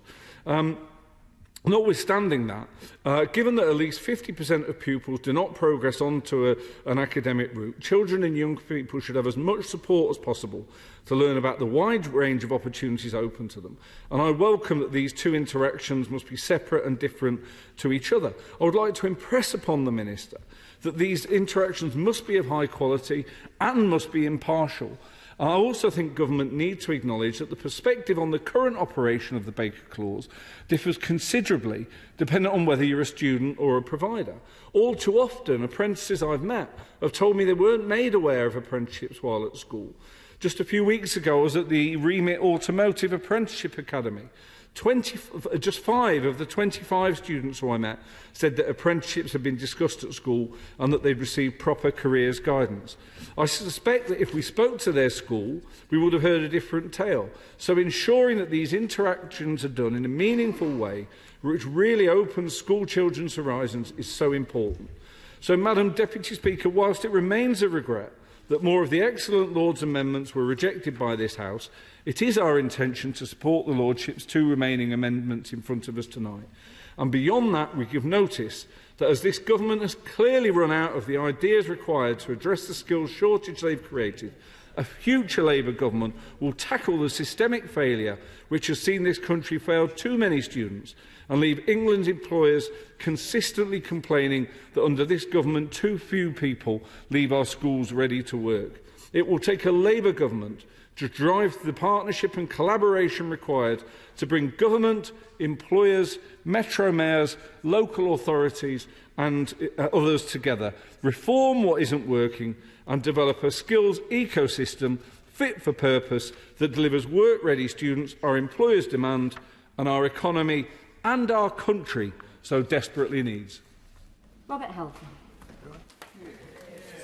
Thank you, Madam Deputy Speaker. I'm very pleased to be called to speak today, and I'm actually very glad that the bill is reaching almost the end of its yellow brick road. Sometimes the government is like the Tin Man, needs a bit of oil in it, but I want to pay tribute to the Secretary of State and the Skills Minister. The Minister for Universities as well has been involved in this, and the previous Skills Minister for Chichester, who first set the wheels in motion for this legislation. I've always passionately believed in the need to build an apprenticeship and skills nation, and I do disagree with the opposition. I actually think this bill is fundamentally important. The lifetime skills guarantee and lifelong learning entitlement will transform lives for the better, and it's backed by real funding of an extra £3 billion announced in the autumn budget. So I think that will do a lot to reverse the decades of neglect and snobbery that's often surrounded the FE sector. So culture change must start at the top, and I am genuinely proud of the way the government has met this challenge of skills. There will always need more to be done, but I think this is a fundamental bill and it should be recognised as such. And whilst I absolutely want to make sure that the core BTECs are kept until the T-levels are rolled out, I certainly wouldn't want a delay in the T-levels. And if anything, I'd be happy for the Minister to introduce them even faster than the planned rollout of all of them. But culture change must also come from the bottom up too, and one of the biggest obstacles to students undertaking more skills-based courses is because of the fact that schools do not encourage students to do apprenticeships or vocational learning in the same way that they encourage progression to university. And I mentioned previously in the amendments when they came to the House a few weeks ago that this was what my maiden speech was on in 2010, this very subject. So the Minister will understand why I care about this, and sadly not a lot has changed since 2010 in terms of encouragement of students to do apprenticeships. Many teachers have themselves qualified by going to university, so their familiarity with this pathway has helped foster the age-old mantra of university, university, university. But what I would like to see from the government is to allow teachers, not just postgraduate teachers, but teachers to qualify through a degree apprenticeship. We have policing and nursing apprenticeships, so why not have teaching apprenticeships at undergraduate, at higher apprentice level? But the way the inspection framework has been framed and the nature of A-levels being seen as more academic has also contributed to the focus on university being seen as the gold-plated standard. I hope that the rollout of T-levels will help ensure that the same procedures apply to technical education and ends the divide between academic and vocational learning. Personally speaking, I'd be delighted if students could mix their alphabet of learning and take both A-levels and T-levels together, which would essentially establish an international baccalaureate-style system which has benefited so many countries around, so many pupils from countries around the world. Yes. However, the most critical thing we can do is to improve careers guidance in schools. And I'm sure that my friends on the front bench will have tinnitus from the amount of times that I have gone on about this. But Madam Deputy Speaker, it is fundamental. The more encounters that pupils have with further education providers, technical colleges, university technical schools, the more likely we can demonstrate that there is another and arguably better path forward. I remember on one occasion when I had lucky enough to have the role that my honourable friend does with such distinction, the role of Skills Minister. And I went to visit an exhibition in Birmingham, met a father and daughter who were in processes of deciding to whether to go to university. I showed them what was on offer at the Birmingham Skills Show and the high-quality skill courses, the jobs that were on offer as well. And by the time they had finished, the father and the daughter had absolutely decided to go and do a higher apprenticeship. And I thought to myself, well, I've converted one person to do this, and I hope we convert many millions more of our young people. And that's why these encounters are so important, because without that skills show, that daughter, the father and daughter, they'd have probably just done the traditional academic route of going to university. The last time I spoke about this bill, I was speaking about my amendment, New Clause 3, which would have provided for 3 careers guidance encounters per pupil in each key year group. At the time, the Secretary of State said, whilst he was unable to make an announcement at the time, he would consider this further and move in due course. But as so often with the Education Secretary and the ministers on the front bench, you have all proved to keep your commitment and your word, and that is hugely appreciated. And I'm delighted to speak in support of the Government's amendments 17B and 17C, which allows for 2 careers guidance meetings per pupil, per key year group, making a total of 6. This is double on what is currently on offer today, and it does go to show that if the Secretary of State says he will do something, it will happen. Colleagues across the House will remember that I tabled 3 amendments to this bill, one to create apprenticeship routes for prisoners, one to increase the amount of careers guidance meetings for students, and one to consider providing funding to support level 2 qualifications for adults if they demonstrated the intent to progress into level 3 under the lifelong learning entitlement. I hope, Mr. Speaker, you will not mind if I take a leaf out of Meatloaf's book, who said, "Now don't be sad, because 2 out of 3 ain't bad." And that applies to the encounters, the 2 encounters instead of 3 as well. And the government has accepted 2 of my amendments, particularly on prison apprenticeships, and I greatly respect the ministers, as I said, for listening and working with myself and colleagues to reach these agreements. A few months ago, I was honoured to be invited back to my old university, Exeter University, to present its first ever cohort of degree apprenticeship students with their degree, to make a speech as they were being presented with their degree. And I remember sitting in that same hall in 1991 as a graduate, a university graduate. But on this day, I looked out to see so many apprentices from all walks of life, proud of the work they'd achieved. And if a traditional academic university like Exeter, one of the best in the world, can do so much to change the culture and promote degree apprenticeships, then things must really be changing in our country. And I hope the passing of this excellent skills bill will see many more schools and universities embrace vocational education pathways. And I hope my right honourable friend will continue to do more to banish once and for all the snobbery and misunderstanding that has surrounded apprenticeship skills and technical education, and create a broader curriculum which supports vocational learning to better prepare pupils and students for the world of work. Bruce Skidmore. Thank you, Mr Deputy Speaker.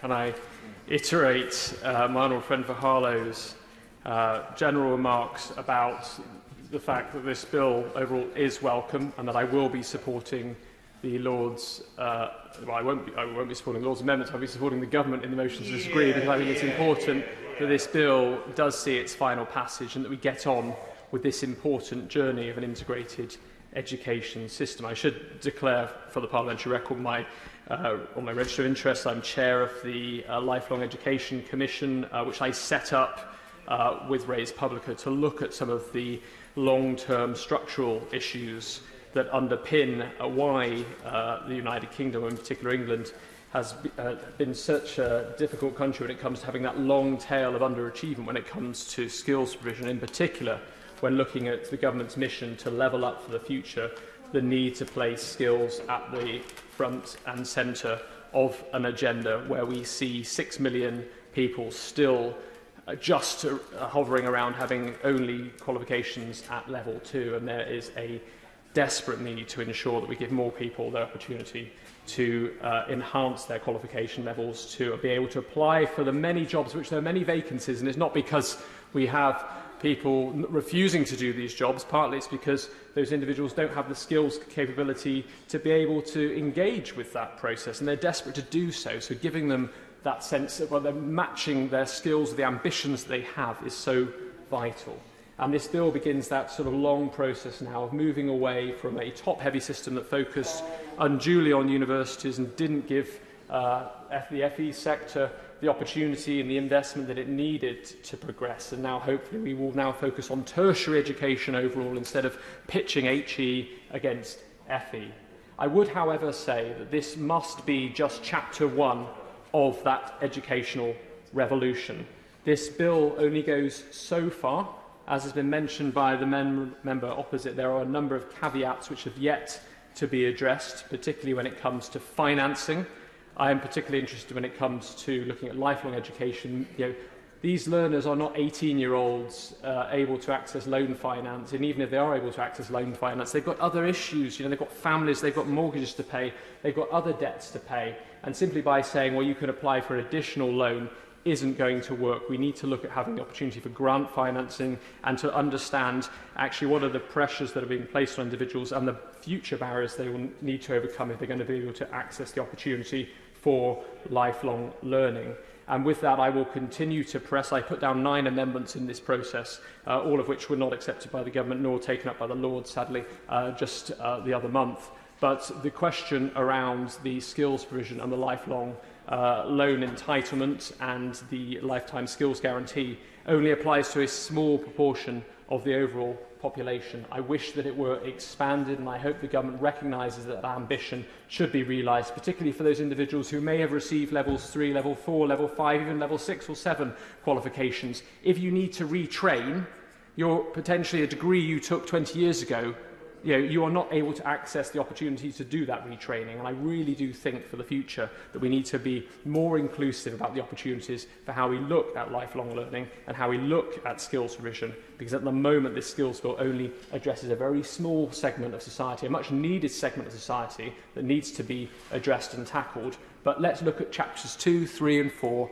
and begin that journey now of making sure that we level up for everyone in this country and not just an immediate priority that we've got to focus on today. Thank you. Minister. With the leave of the House, Mr Deputy Speaker, it's an honour and a pleasure to follow my two right honourable friends who both have great expertise in this field. Obviously, with reference to what my right honourable friend from Kingswood has just said, we are very interested in building that offer for people who are already in the workplace. We're seeing a great many people taking apprenticeships to reboot their career. We have the Prime Minister's Lifetime Skills Guarantee, which is offering people who did not get technical qualifications at level 3 at school or college the chance to do so later in life. And of course we have the LLE, which is championed by my right honourable friend, the Minister for Higher and Further Education. We are about giving everyone, Mr Deputy Speaker, whatever stage they are at in life, the chance to improve their opportunities, to step forward and build their career with new career opportunities. This bill is absolutely central to being able to do that. I've heard over various stages now the honourable gentleman opposite criticise it for not mentioning apprenticeships. Apprenticeships are obviously extraordinarily important to what we're doing. I'm delighted to be able to report to the House that in the first quarter of this academic year, for which we have figures, 164,000 people started apprenticeships. That's 34% up from last year, but crucially, it's 6% up from the pre-pandemic period. The honourable gentleman often likes to quote figures of yesteryear. I must remind him, not for the first time, that the change in the number of starts that occurred was not down to the creation of the apprenticeship levy. It was because in 2017, my right honourable friend, the Secretary of State, when he was doing a more junior job in the Department for Education, started to reform apprenticeships to make sure that the 640 standards we have reflect the needs of employers. And that has been the golden thread that has gone through all of our reforms over the past 10 years. Building up from the report written by Baroness Wolfe in 2011 through to the Sainsbury Review in 2016. And so to hear the opposition benches say, slow down, you're going too fast, is somewhat reminiscent of the 1865 Automotive Act, which recommended that the speed limit in town should be 2 miles an hour and that there should be somebody with a red flag walking in front of the car as the vehicle made its progress. We have waited long enough. Students have waited long enough for high-quality technical qualifications designed with employers to give the economy the skills it needs, to give those students the skills they need to prosper in that economy. I have to say that, again, that the honourable gentleman refers to the number of people on BTEC, the number of people that are expected to do T-levels. Once again, I must remind him that we are not in the process of defunding all T-levels. We expect many. We're not in the process of defunding all BTECs. BTECs will survive where they do not overlap with T-levels. But also, there will be some people, just as now, there will be some people who do not study level 3 at 16 to 19. And for those people, they will have an enhanced offer at level 2 off the back of our level 2 reforms, which are out to consultation right now. I'm delighted that at the beginning of last week we had 69 providers of T-levels from across the country, from north to south, east to west, come to the Department for Education and talk to us about their experiences in the first 2 years. And we also had a great many students come with them. The level of enthusiasm for these qualifications, the level of excitement about the opportunity that these reforms are going to give the next generation was absolutely tangible. So, Mr Deputy Speaker, it gives me great pleasure to support this bill and sit down. The question is that this House disagrees with the Lords in their Amendment 15B. As many of that opinion say aye. Aye. Of the contrary, no. No! We have a lobby.